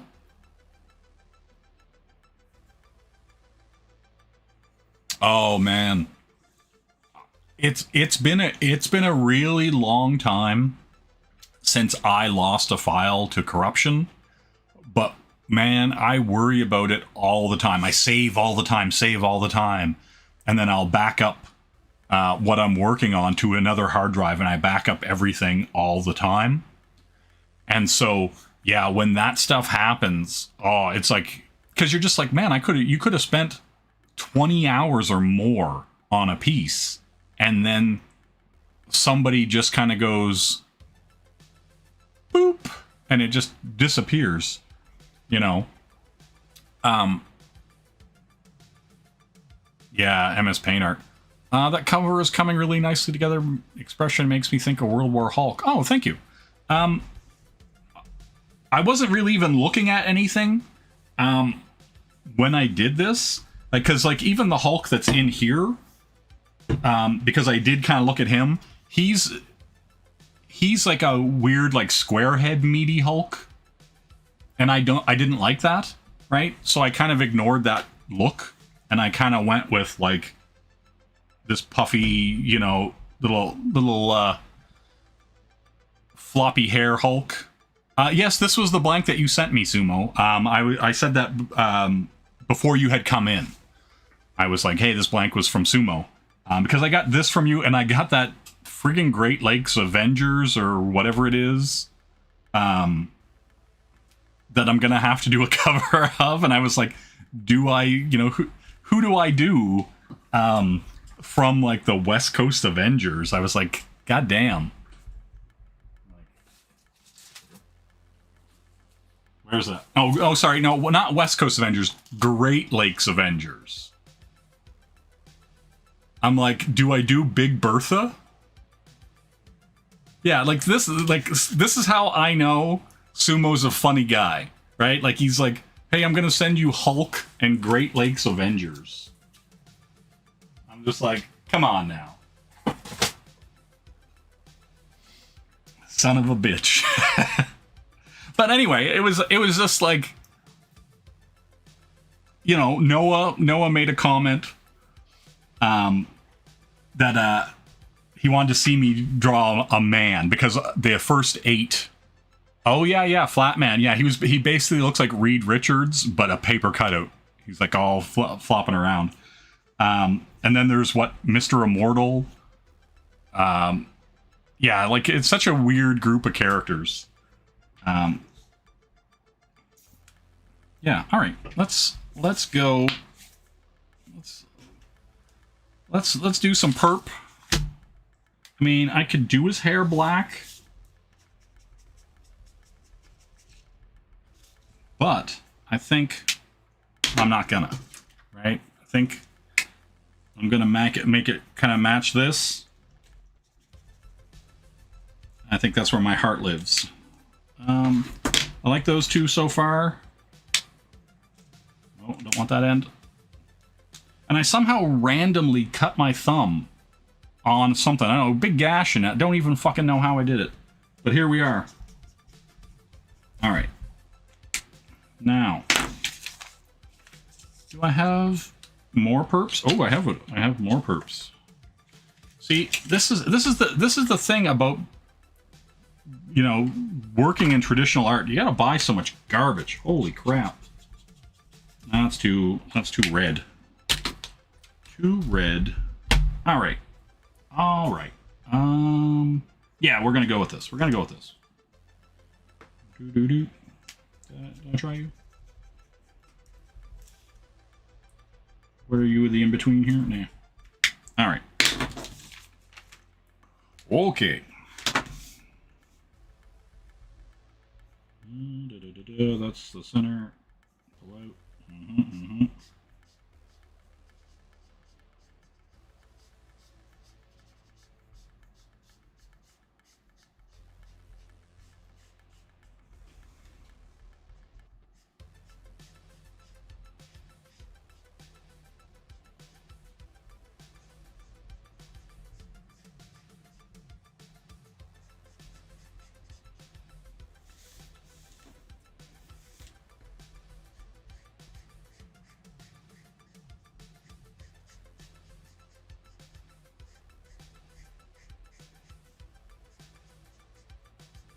You know what I'm saying? I think you do.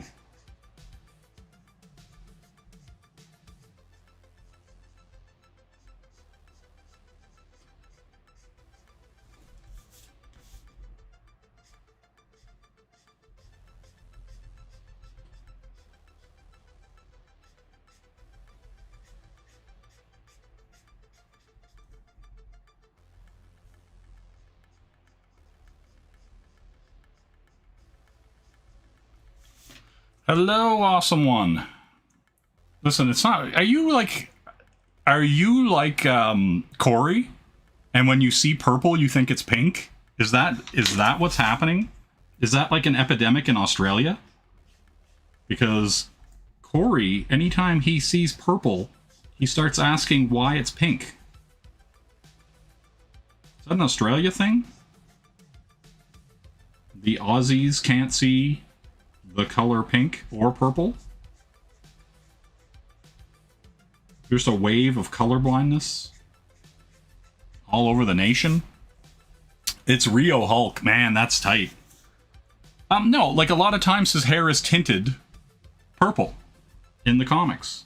It's not just pure black. Right? And so we're gonna go with the lighter purple as the base, and then we're gonna put the dark purple on top, and then I'm gonna hit it with some white highlights. Trust me, And then it's going to go with this. It's going to go with this purple.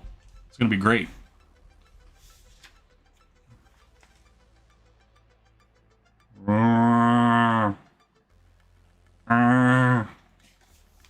Hulk wants to see your manager. Hulk wants to see your manager. This is Karen Hulk. Exactly. Purple like his indestructible pants. Henry knows. Alright. This was the purple I had in my hand. Right, let's not pick up the wrong purple and start going. There we go. Alright. Guys, don't forget tomorrow, 8:30 p.m. Show up, Scarlet. We have some big zombie debate. Okay. Alright.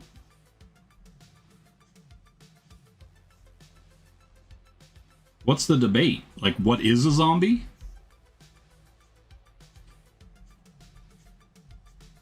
Is that the debate?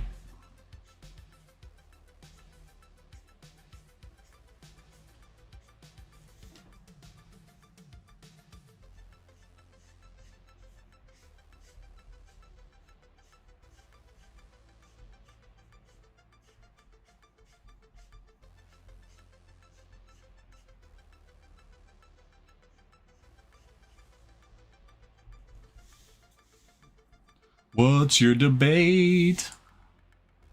What's the best zombie movie and what is considered a zombie? Infectious or supernatural? Well, voodoo, there are voodoo zombies and all that kind of where you're bringing stuff back from the dead with magic. But like, yeah, like 28 Days Later is a zombie movie. Yeah, absolutely it is. It's a great zombie movie.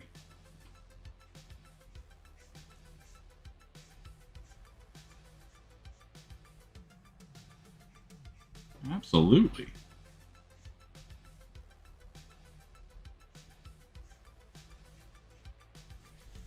Absolutely great.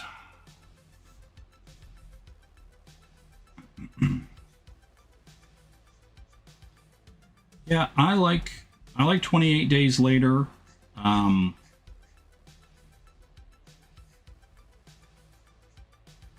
Yeah, I'm a zombie movie kind of guy. Walking Dead. I like the I'm gonna get in there. Walking Dead was great for like 5 seasons, and then it shit the bed.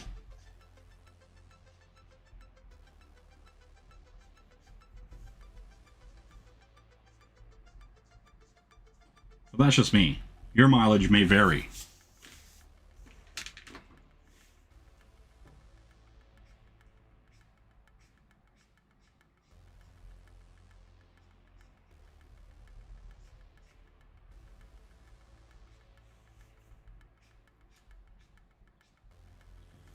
It's like, I like Copics when you can get this. You can get that little stroke, and it lightens up at the end. This is when I love Copics, when you can just kind of hit this little whoop, and you're like, yeah, fucking Copics. But then outside of that, Copics are kind of weird. Right? Like, you're just kind of whipping them around.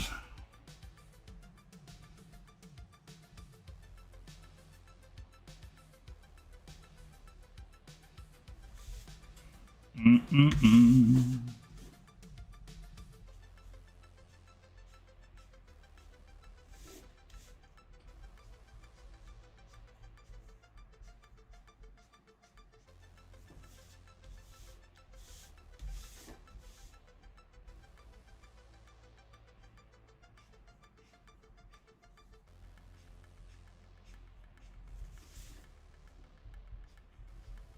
I might.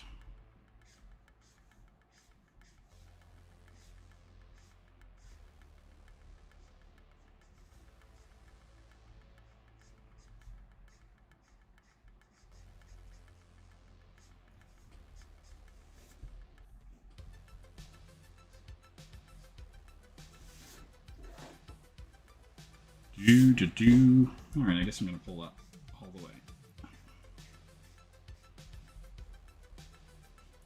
I was like, how light do I want to go with this? But I just want the little lighter highlight.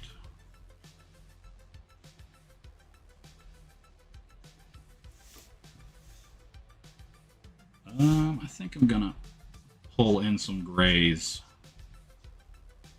just to give the hue, the tint.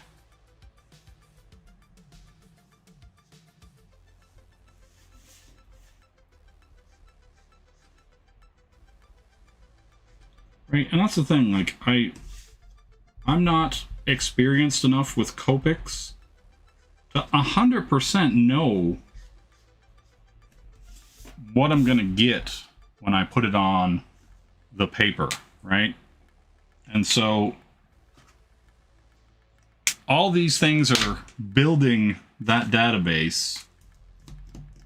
I need some grays, some sketching grays. Girl, you'll be a sketching gray soon. And soon you'll be my gray. All right. Let's go with a neutral gray, number 6. Right? I think that's what I want. I think that's what I want. Yeah. That's what I want. I really do.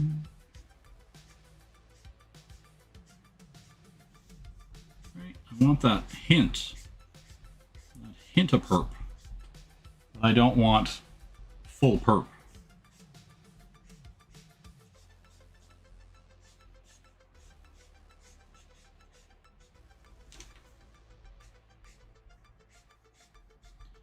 And then I'll hit it with some highlights at the end. Get out of here. Get out of here.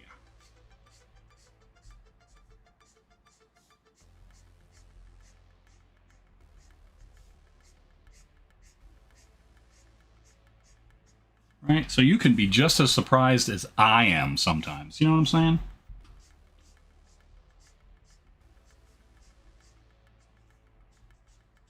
Because that's kind of the funny thing about this, is I've just kind of jumped in and just started using the tools and decided that I would figure it out along the way.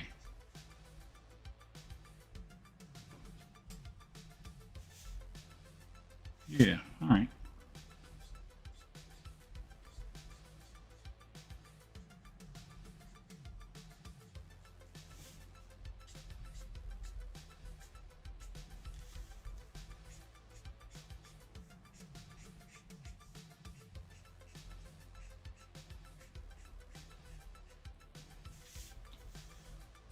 Yeah, there we go. You're getting that. Getting that nice. Still, you can still see the purple tint. Yeah, that was a great stream. I enjoyed trolling from the chat. It was a good time.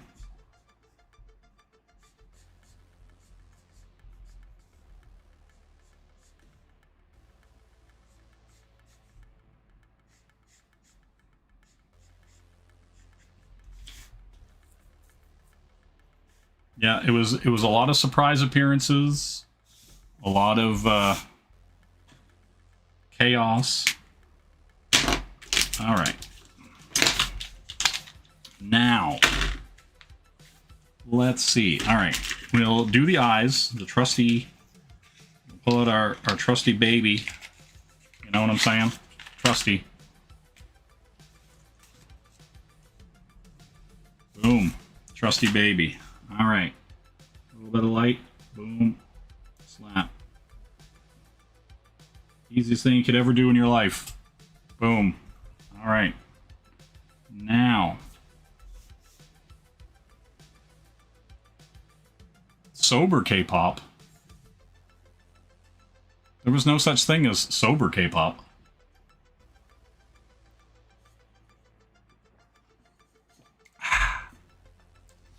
All right. No, Angela, don't be ridiculous. All right, see where I made? Look. Here's how little that mistakes matter. See that? I went outside the lines with some color, right? Outside the lines. And all you do is this. You just go over the goddamn thing, and that mistake is gone. Mistake gone. Was it a mistake? You can't tell now. It's gone. You know, that's the thing. You don't gotta fret. Don't sweat the small stuff. You know? Just get in there. Sell your ass to a Portuguese sailor. Doesn't matter. Wait, what? Oh my. You know? Yeah, we're gonna hit this hair with some shine, some spots.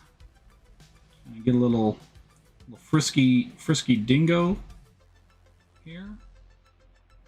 You know?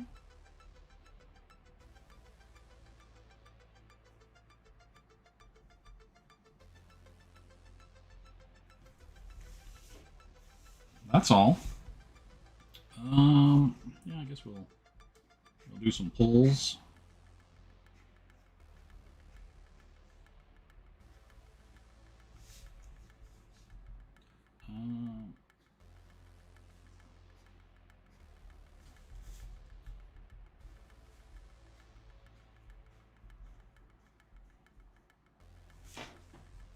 No. That one's coming over, that one's coming under. Boop. Boop.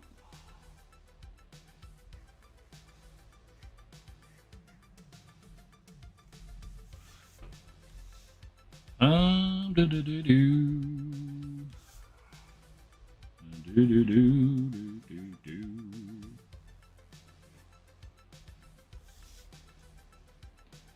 Do do do do do do do.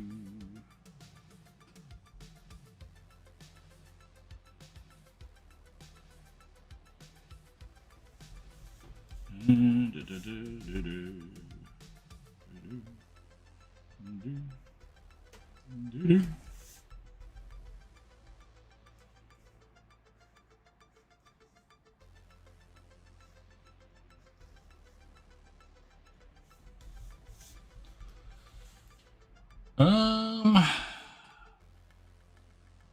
think that piece is a little too bright. What? What am I fixing? What are you talking about?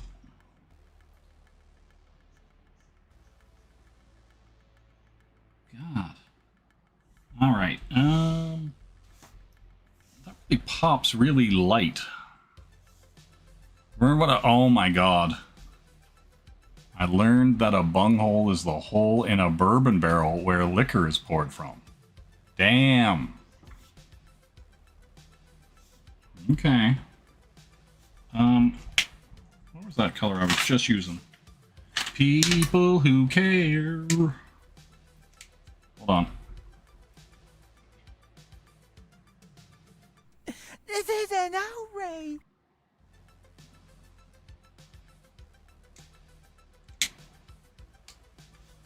You know?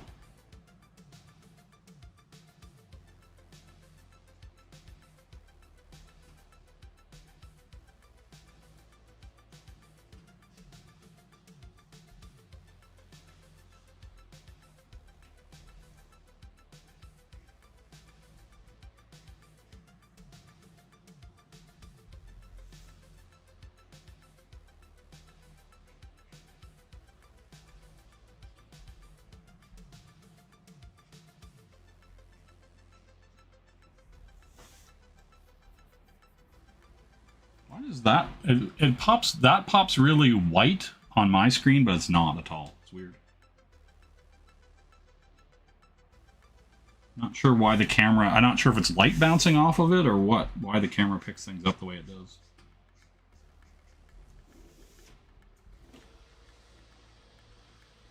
What? Oh yeah, there is a game. Isn't that just like where you throw like these sandbags into a little you know, it's like a little thing like this.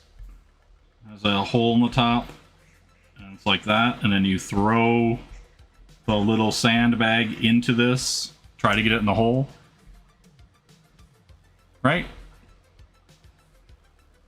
That's the science.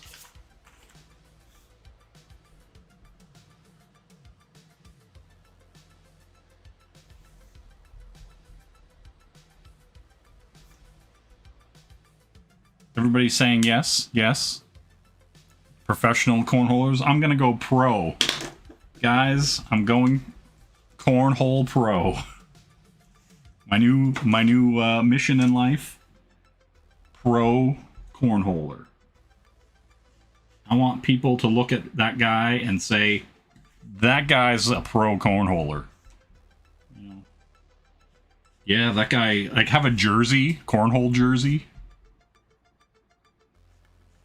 That'd be tight.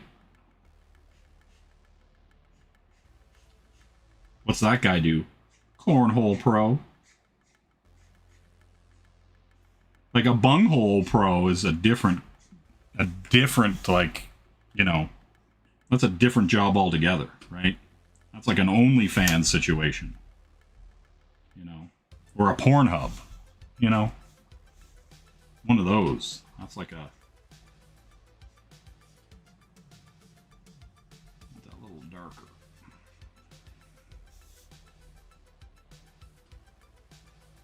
Might have to actually go darker, you know what I'm saying? Football bowling is a thing. All right.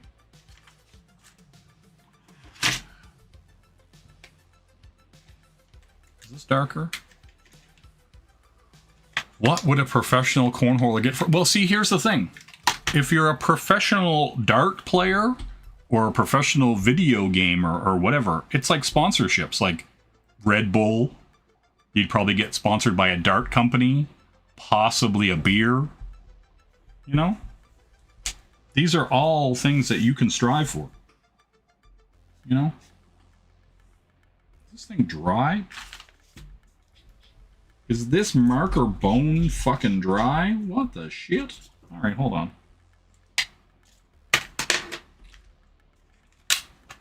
That's why you buy two. That's why you buy two of things. Alright. See if we can go in here and darken some of these areas that I want a little darker.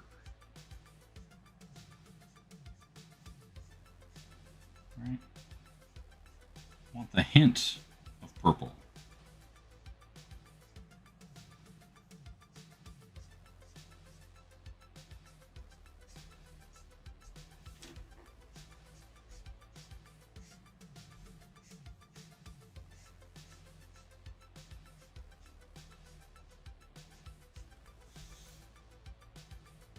There we go.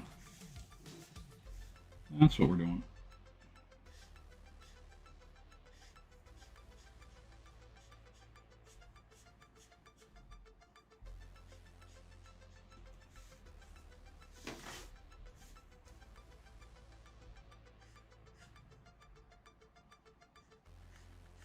See? I'm on the fly.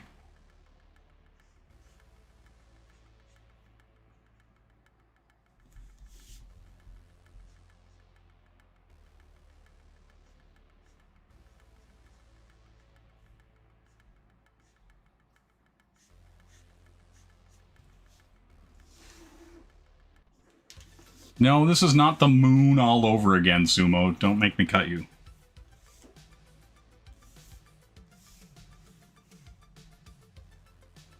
But hey, in the end, the moon came out all right. Just because I had to black it out completely doesn't mean anything, Sumo. And redo it. We got there in the end, right? That's what counts. But like I said, like you don't know how colors are gonna react or mix together. You don't you know what I mean? Like, and so you gotta try stuff sometimes. You gotta give it a shot. Give the old college shot in your mouth. You know?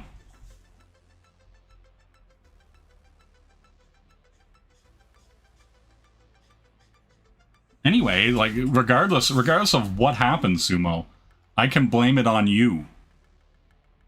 Right? Because you sent me this. And so if it goes bad in any way, I can 100% just say, well, if Sumo didn't send me this stupid Hulk cover, I wouldn't have tried to do it. Right?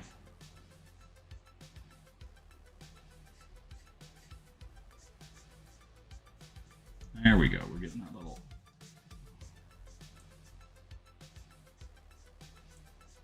Still get that nice purple hue. There we go. Now you did it, Sumo. Right.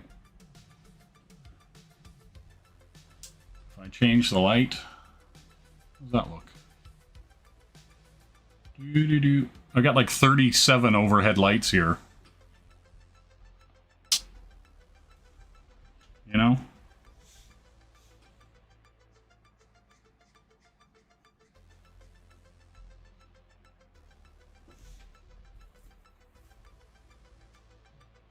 Yeah, he can't smell what anyone's cooking.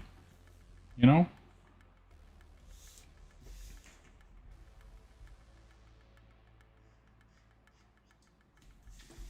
Okay.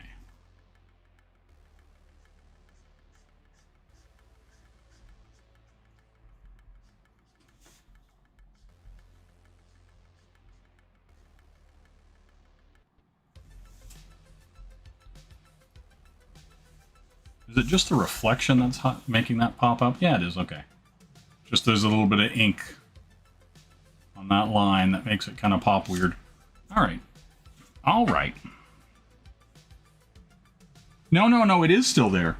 But the thing is when you're using alcohol markers, they will thin out that whiteout like nobody's business. Right? Which I'm not gonna lie, has saved my butt on more than one occasion. So yeah, I won't complain. But I mean, that's the thing. You can't be precious with this stuff.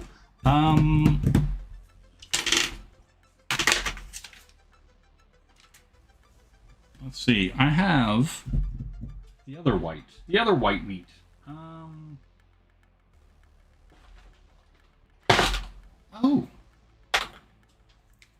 Yes. Our friend, the Posca. You know? And other people. Hold on. This is what you need. Do. Jem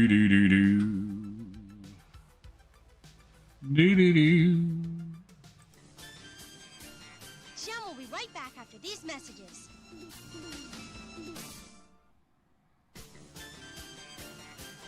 And now, back to Jem.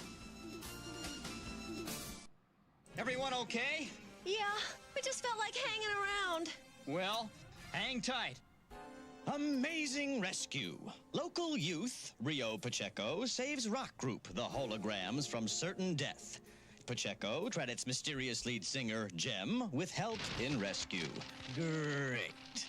Not only did you give Jerica's band $1 million worth of publicity, but you're lucky she didn't call the police. Hey, lighten up. It's not our fault that Aja chick can't drive. Yeah! Oh, Nutella, not having babies is for gays.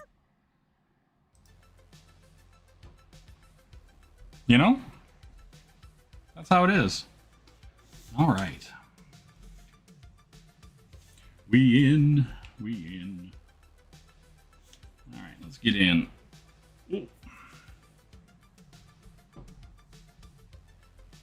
How dare you? How dare you? How dare you? How very dare you? This is an outrage.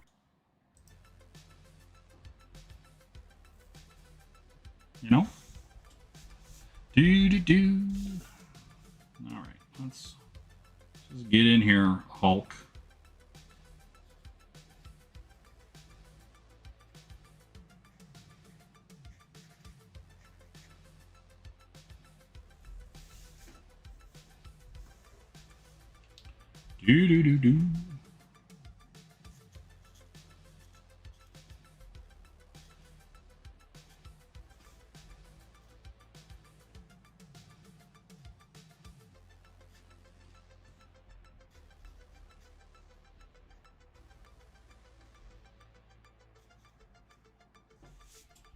Do. All right, now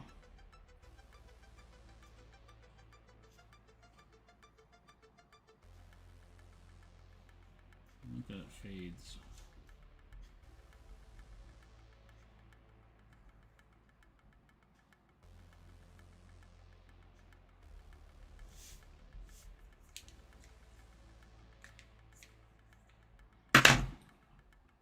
Now we're going to get it to dry. Settle down, Sumo. Settle down. I'm going to throw some color over it, but not the way you think.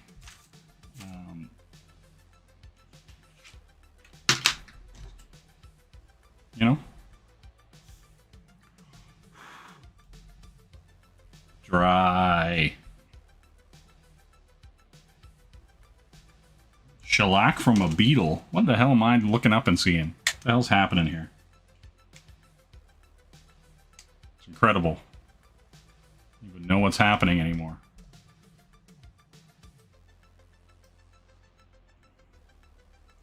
Alright, now...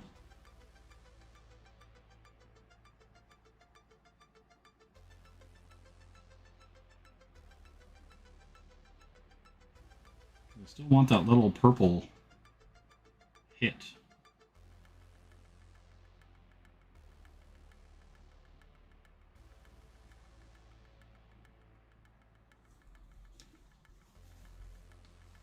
Jesus Christ, what's happening in here?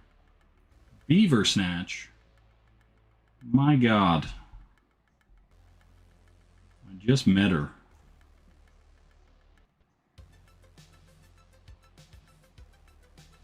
You know?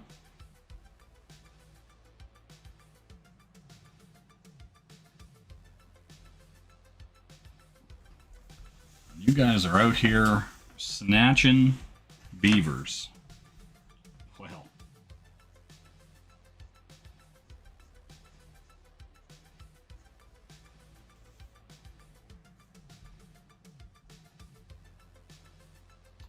Here I thought I've seen it all. It's the State of the Beaver Address. I got it.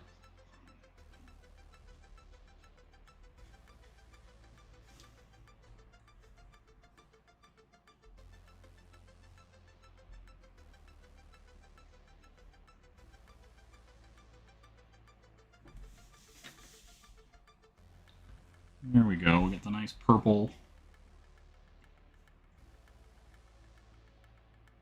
hue to our highlight.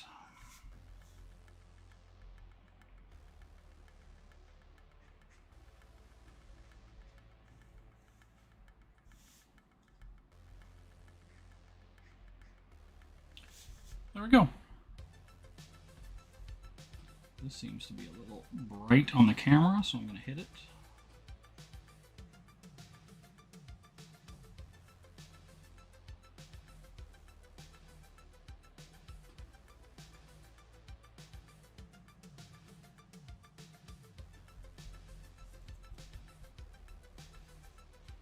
Beaver ice cream. All right. What we got going on here? 220. Yeah, damn it, a 1. What is even happening? I'm just gonna look at this chat for a second. Impossible disgust. My God.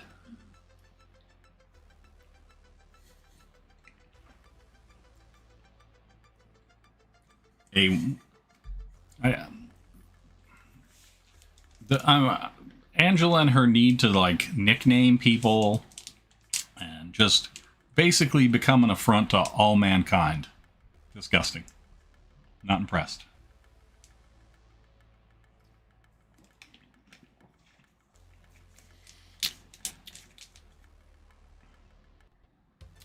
What about where you went outside the lines at the bottom? Son of a bitch! Settle down. Settle down, Sumo. Settle down. Because there are 2 ways to fix that. One is just go like this. And it's gone. Right here, gone. Right here, gone. Sumo. Alright? How's everybody feel about this Hulk? It's in here. A little white highlight.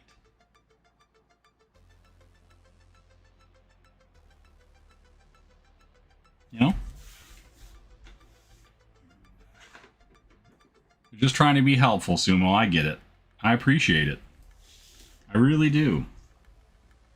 Can't you tell by the tone and timbre of my voice that I am greatly appreciative of our majestic Hulk friend here? You know what he needs? He needs this. And he's like, yeah, girl, I use lip gloss. You don't know. You know? You should be jealous of his nose. Even though that the Hulk has a small nose, he can still smell what The Rock is cooking, what Ted Danson's cooking, what everybody is cooking. I gotta sign this thing. And what color am I gonna use? I'm gonna use this purple. Chibi Hulk. Damn it, Chibi Hulk.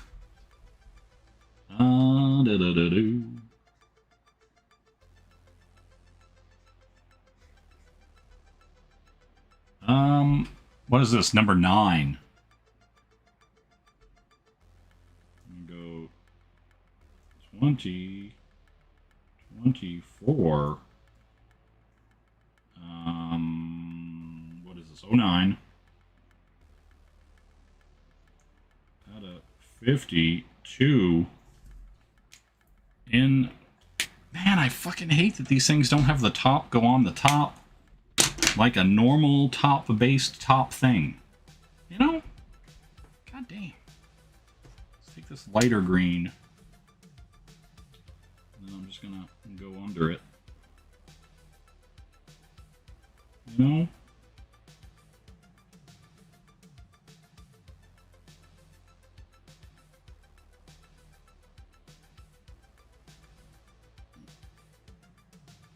Do-do-do.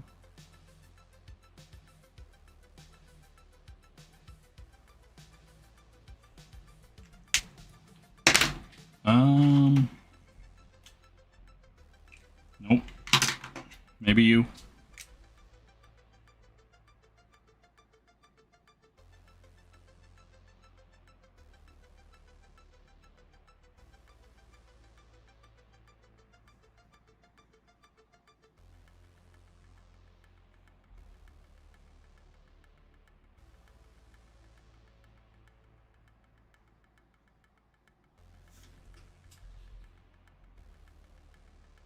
There it is. Ladies and gentlemen. Hello, Shelby. How you doing? I like how Shelby comes in right at the end. You know what I'm saying? Right at the end. He slides in and then says, yo, dog, that's one handsome pit. Hold on. You want to see a ad? It's incredible. I'm telling you. So, yeah. You know, I think everything that needs to be said has been said. Women.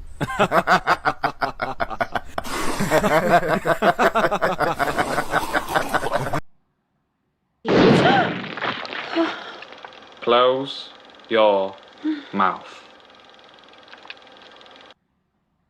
Maybe I am not that bad. I ain't got the Japanese. Maybe order some Chinese. To die.